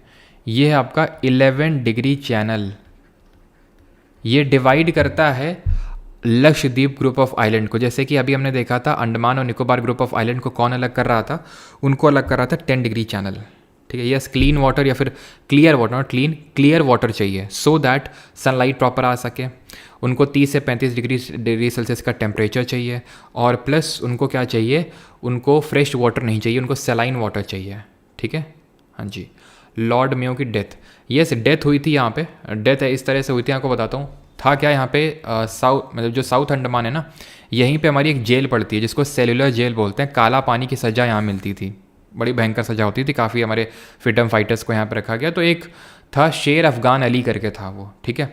तो उसको मतलब डेथ सेंटेंस वो फेस कर रहा था, तो काफ़ी चिढ़ा हुआ था कि क्यों डेथ सेंटेंस उसको मिला। तो इस टाइम यहाँ पे मेयो जो 1869 में बने थे भारत के वॉइस रॉय, तो वो जब यहाँ पे आए थे तो चाकू घोंप दिया था पीछे से गच्चे से ऐसे करके, ठीक है, गच्चे बोला था ऐसे, तो फिर उनकी डेथ हो गई थी मेयो की। तो यहीं पे मतलब शेर अफगान अली ने, और फिर उसने बोला कि ये जो है हमें करने के लिए अल्लाह ने बोला था, इसलिए जो हमने मेयो को मारा, हमारी कोई गलती नहीं इसमें। तो सेलुलर जेल, ये इसी को काला पानी की सज़ा बोलते हैं, और ये कहाँ पे है, साउथ अंडमान में ही सिचुएटेड है आपकी, ठीक। तो लक्षद्वीप ग्रुप ऑफ आइलैंड जैसे मैंने बताया, इनको 11 डिग्री चैनल है, जो कि किसको अलग करता है, ये आप देख पा रहे होंगे, अमीनी आइलैंड है ये, अमीनी, और नीचे कैनानोर है। तो ध्यान रखना 11 डिग्री चैनल किसको अलग करता है, अमीनी को, ठीक है। अमीनी फ्रॉम, नीचे इसके यहाँ पे लिखा नहीं है लेकिन है कैनानोर आइलैंड, ठीक है, कैनानोर, अमीनी को कैनानोर से अलग करता है ये 11 डिग्री चैनल। इसी पूरे लक्षद्वीप ग्रुप ऑफ आइलैंड का ही हमारा एक पार्ट है ये मिनिकॉय, जो काफ़ी दूर है इन सब से। देखिए लक्षद्वीप की कैपिटल कावारट्टी है जो आपको ऊपर देखने को मिलेगी, लेकिन मिनिकॉय काफ़ी दूर है। और मिनिकॉय जो है ना, मिनिकॉय, ये मिनिकॉय आपका लार्जेस्ट आइलैंड है, it is the largest island. वहाँ पे जैसे ग्रेट निकोबार था सबसे लार्जेस्ट, कहीं कहीं एंड्रॉट आइलैंड आपको ये जो देखने को मिल रहा है ये लार्जेस्ट देखने को मिलेगा, but it is the second largest island of Lakshadweep group of island. Lakshadweep हमारी सबसे छोटी यूनियन टेरिटरी है। आपको पता है ना कि केंद्र शासित प्रदेश है हमारे भारत का, 28 राज्य और 8 जो यूटीज़ हैं उसमें से Lakshadweep it is the smallest UT. तो लार्जेस्ट आइलैंड है मिनिकॉय, ठीक है, काफ़ी अलग है इससे। अब क्योंकि काफ़ी अलग है तो मिनिकॉय और जो बाकी का लक्षद्वीप है इनके बीच में आ जाता है एक चैनल जिसको हम बोलते हैं 9 डिग्री चैनल। 9 डिग्री नाम का एक लैटिट्यूड है, तो 9 डिग्री चैनल इट सेपरेट्स, ये अलग करता है, separates Minicoy from Lakshadweep, from Lakshadweep. Minicoy को लक्षद्वीप से अलग करता है कौन, 9 डिग्री चैनल। इसी के नीचे आपको 8 डिग्री चैनल देखने को मिलेगा। 8 डिग्री चैनल किसको अलग करता है, तो 8 डिग्री चैनल एक्चुअल में क्या है कि इसी के नीचे ही एक मालदीव करके एक देश है, आइलैंड कंट्री है, वो हमारा हिस्सा नहीं है। वो आपको पता होगा इतना तो, क्योंकि काफ़ी न्यूज़ में भी रहता है, क्योंकि आपको पता है एंटी इंडिया स्टेटमेंट देते रहते हैं वहाँ के कुछ लीडर, और वहाँ के जो प्रेसिडेंट हैं मोहम्मद मुइज़्ज़ू, जो अभी इंडिया के विजिट पे भी आए थे, आपको पता है मोहम्मद मुइज़्ज़ू।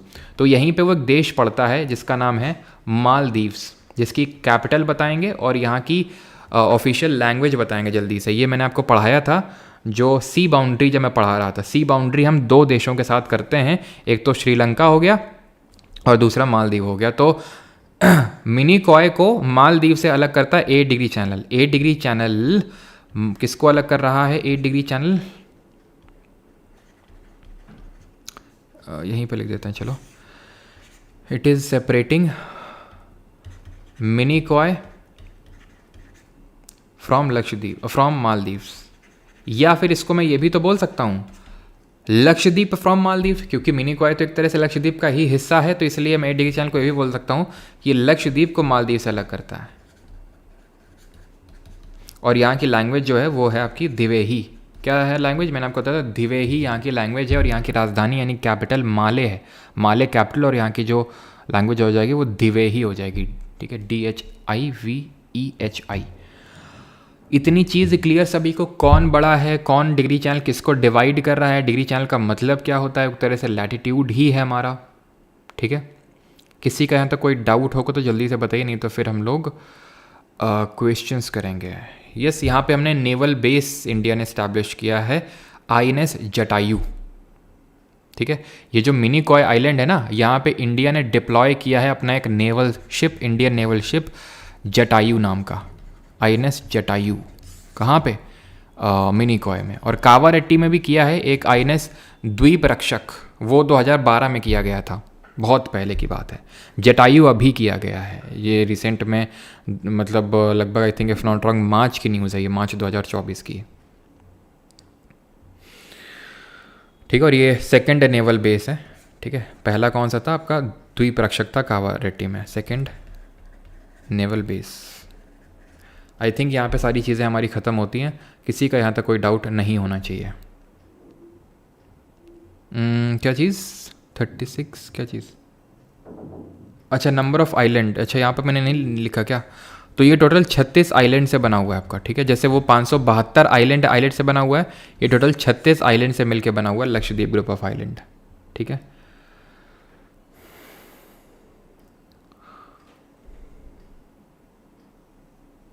सर चैनल बोले तो क्या, सर चैनल बोले तो क्या? चैनल एक मतलब वही है कि वही लैटिट्यूड है। ठीक है,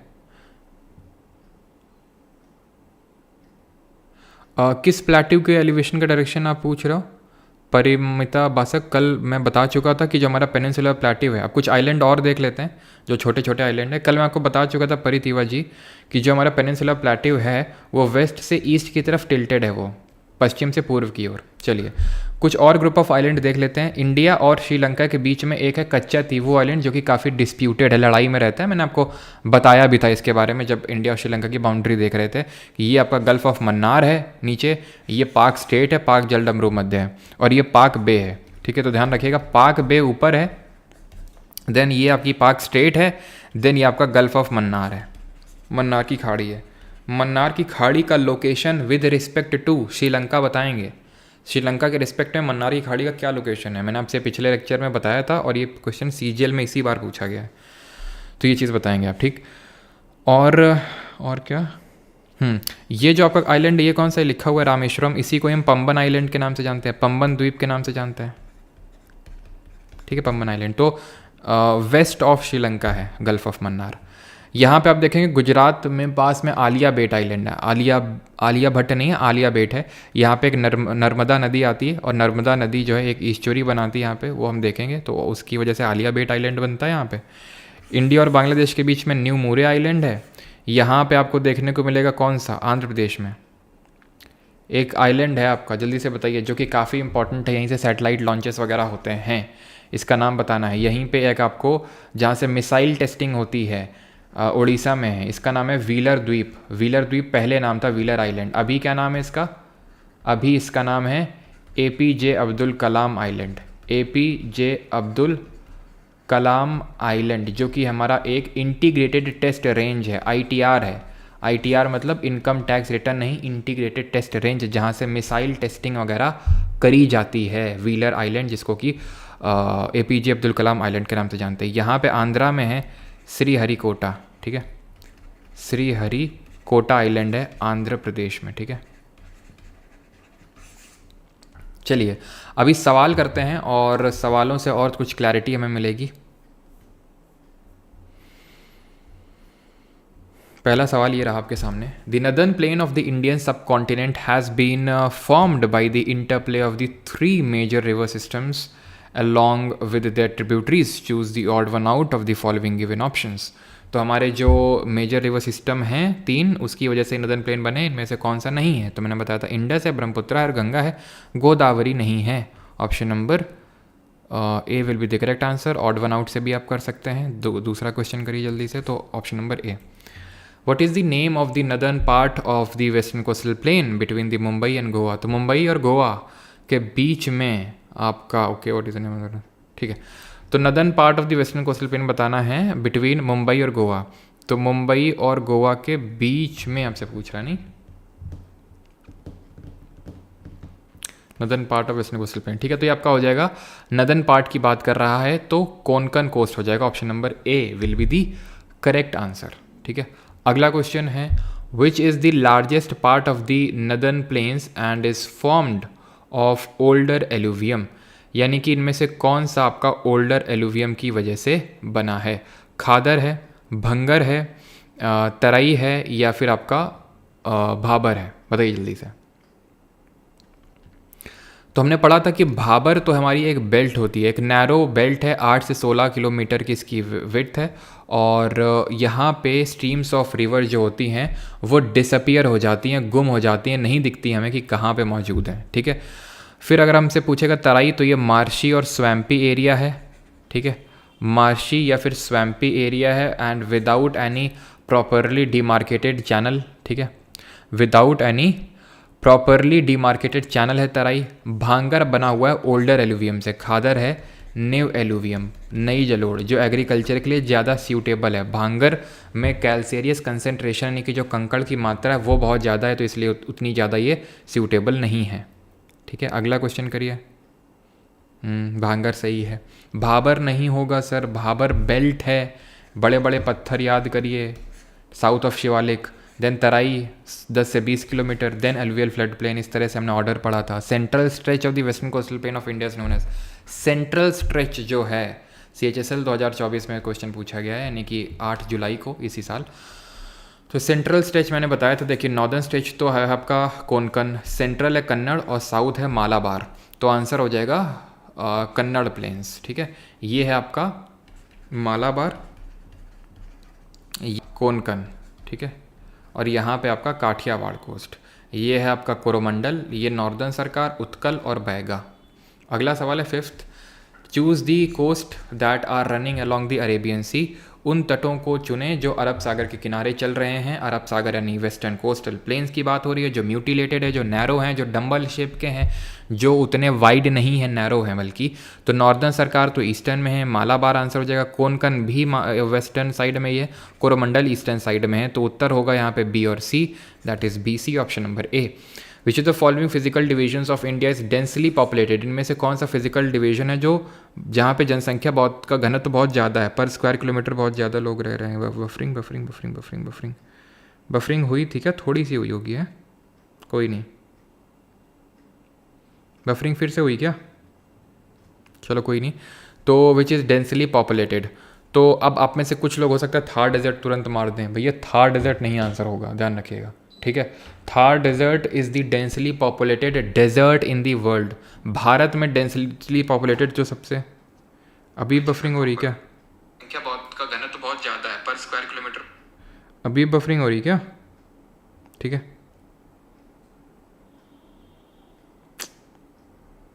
चलो। तो आंसर क्या होगा? नॉर्थ इंडियन प्लेन्स होगा, ऑप्शन नंबर ए आंसर होगा इसका। नाउ क्लियर है? तो फिर बार बार क्यों लिख रहा भाई? तो ऑप्शन नंबर ए यहाँ पे सही आंसर होगा, north Indian plains. Sir coral reef, चलो भी मैं क्वेश्चन आएगा तो वहाँ बताऊँगा उस चीज़ को, ठीक है। तो नॉर्थ इंडियन प्लेन्स होगा, जिसमें कि हमारे कौन कौन से इलाके आते हैं? यूपी, बिहार, इन सब जगहों के जो क्षेत्र हैं, यूपी, बिहार, उत्तराखंड, नेपाल, ये सब आते हैं। Which of the following is true about Indian desert.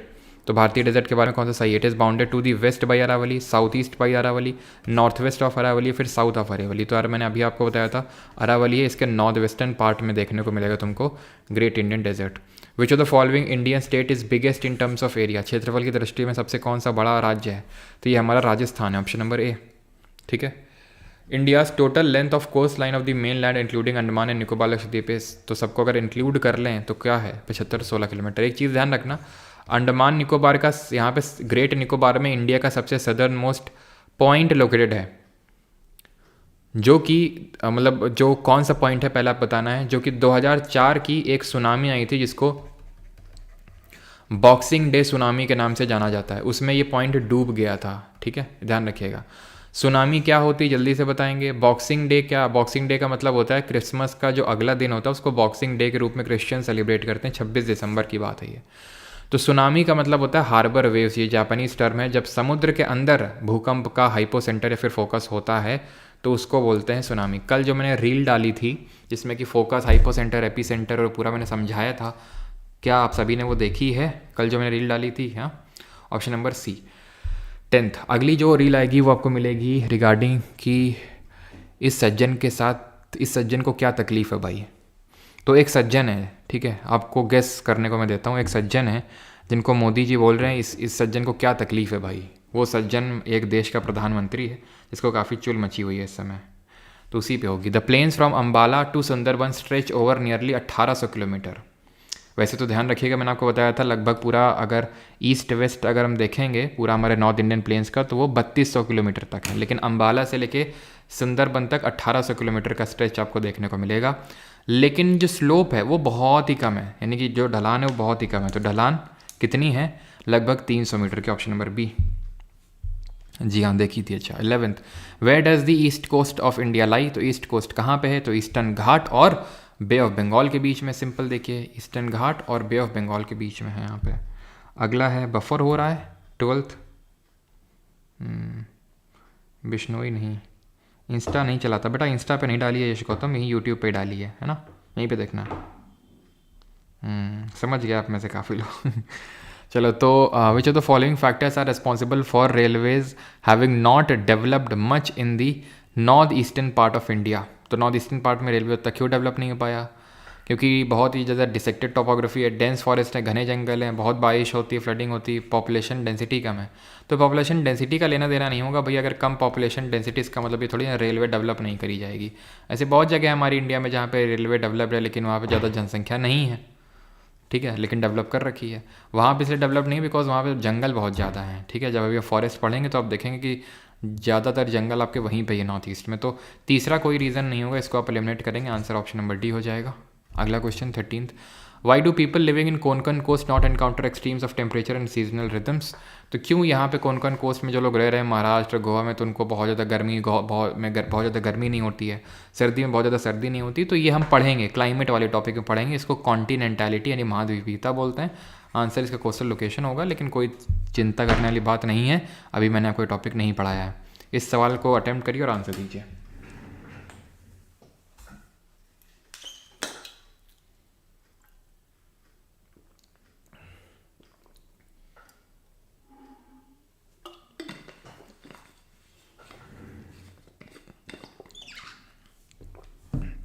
तो आंसर की अगर बात करेंगे तो ओल्डर पूछा क्या इसमें, करेक्ट है नॉन करेक्ट? भाबर क्या है? तो भाबर एक नैरो बेल्ट है 16 किलोमीटर का, जो वेस्ट ईस्ट डायरेक्शन में रन करता है along the foot of this Himalaya, यानी शिवालिक के फुट हिल्स में, ठीक है, इंडस से लेके तीस्ता तक।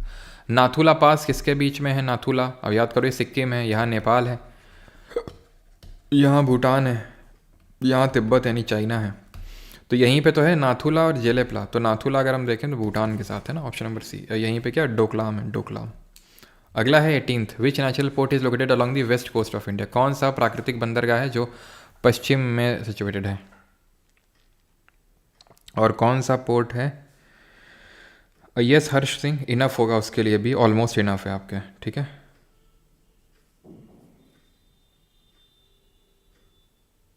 अनिक ग्राफर, सेम रिलेशन होगा, वहाँ पे भी रेट ऑफ इवापोरेशन ज़्यादा होगा रेट ऑफ प्रेसिपिटेशन से, तभी डेजर्ट बनेगा। चाहे आप सैंड डेजर्ट बात कर लो या आइस डेजर्ट की बात कर लो, दोनों बनते डेजर्ट इसी वजह से। लद्दाख डेजर्ट क्यों? क्योंकि रेट ऑफ इवापोरेशन ज़्यादा है प्रेसिपिटेशन से, सिंपल।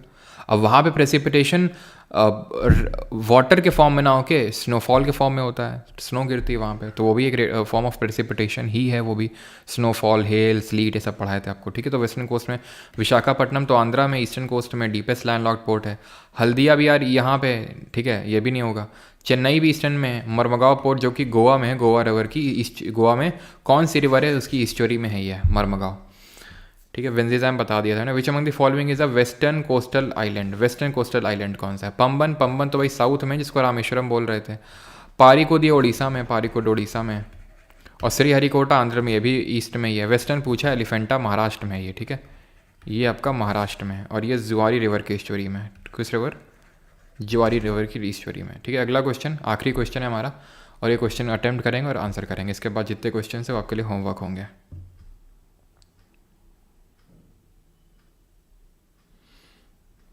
चलिए, तो Lakshadweep island are composed of coral island, yes. Andaman Nicobar are composed of coral island, no. अब देखो मैं आपको बताता हूँ क्यों नो है, अभी ध्यान समझना इसको। ठीक है, मान लेते हैं इसको, हटा देते हैं, अब इसको नो नहीं मानते, वैसे तो ये नहीं होगा यहाँ पे आंसर इसके हिसाब से, लेकिन ठीक है हटा देते हैं अभी इसको। It is believed that Lakshadweep island are an elevated portion of submarine mountain, ये तो बिल्कुल नहीं है। सबमरीन माउंटेन का पार्ट है अंडमान और निकोबार। ठीक है, तो ये गलत होगा, यानी सी नहीं हो सकता है, ये तो ऑप्शन गया। ए को होना पड़ेगा, और अगर हम देखें तो ए अपने आप सही है। अगर सी को हटाते हैं तो ए अपने आप सही होगा ही होगा हर हाल में।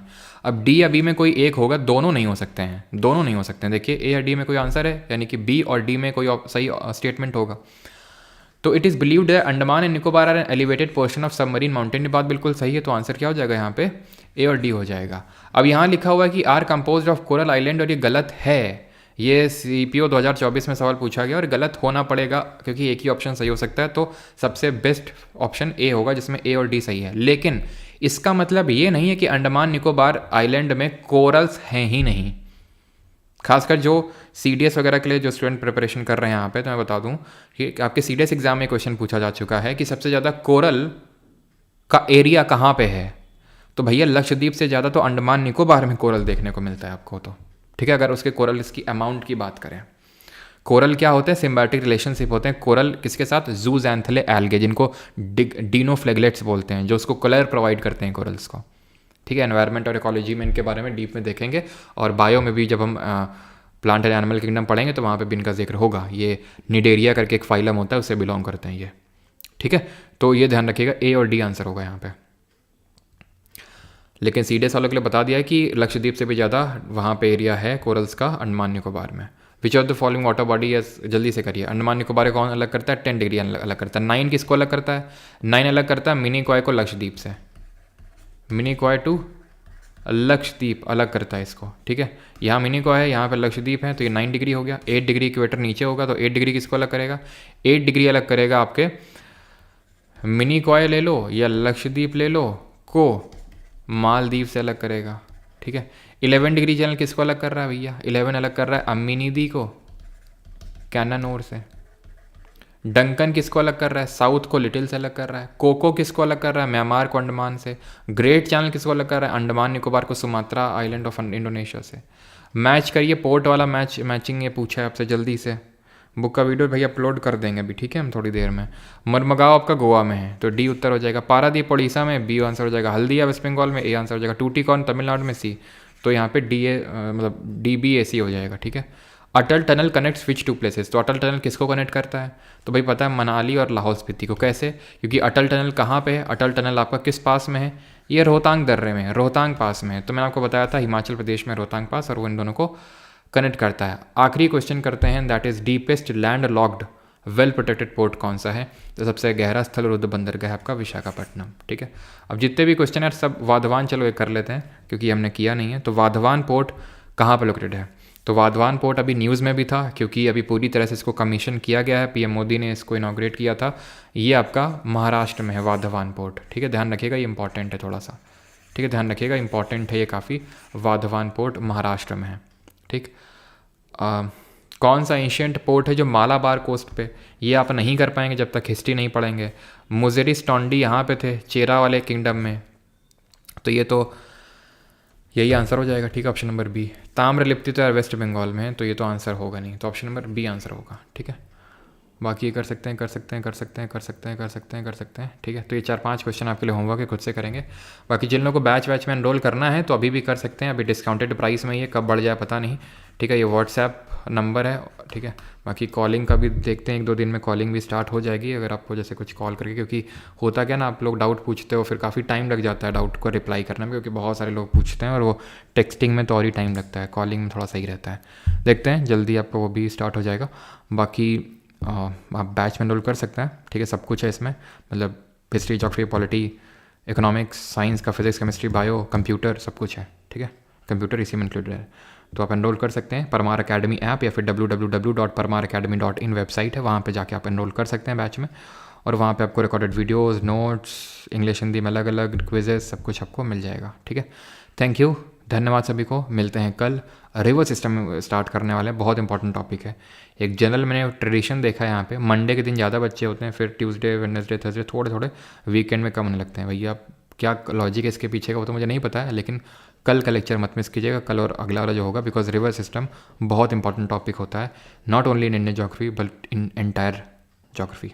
ठीक है, थैंक यू, धन्यवाद। मिलते हैं कल सुबह 9:30 बजे। ऑलराइट, कोस्ट लाइन में क्या बताना है सुमित गिरी, क्या चीज़? 3 दिन से रोज कह रहे हो आज अपलोड कर दूंगा, आज अपलोड कर दूंगा। अरे भाई कर देंगे आज।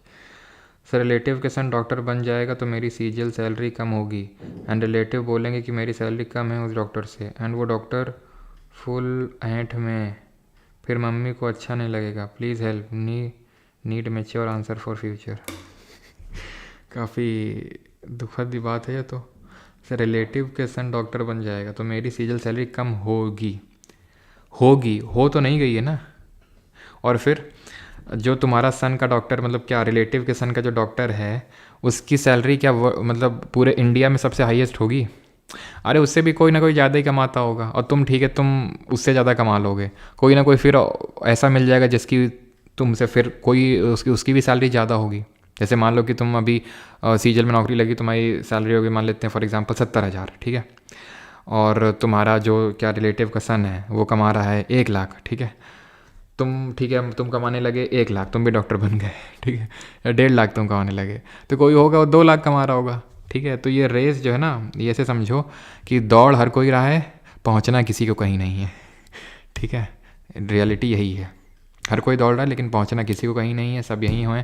टाटा जी कितने अमीर थे, पैसे से भी और दिल से भी, है ना, आपको पता है हर किसी को मिल जाना है मिट्टी में, तो फिर क्यों ही इतना टेंशन लेते हो? जो तुम्हें अभी कर रहे हो, जो पीस ऑफ माइंड देता है आपको, वो करिए, और आगे अपनी हॉबीज़ को परस्यू करिए। ठीक है, देखा देखी में मत रहिए कि कौन क्या कर रहा है क्या नहीं कर रहा है। ऑलराइट, 10 में क्या दिक्कत है, क्या दिक्कत है इसमें? ठीक है, हार्डली 300 मीटर का है वो। ठीक है, चलिए, थैंक यू, धन्यवाद।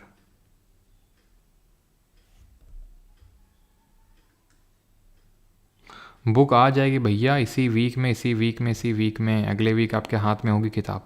Thank you.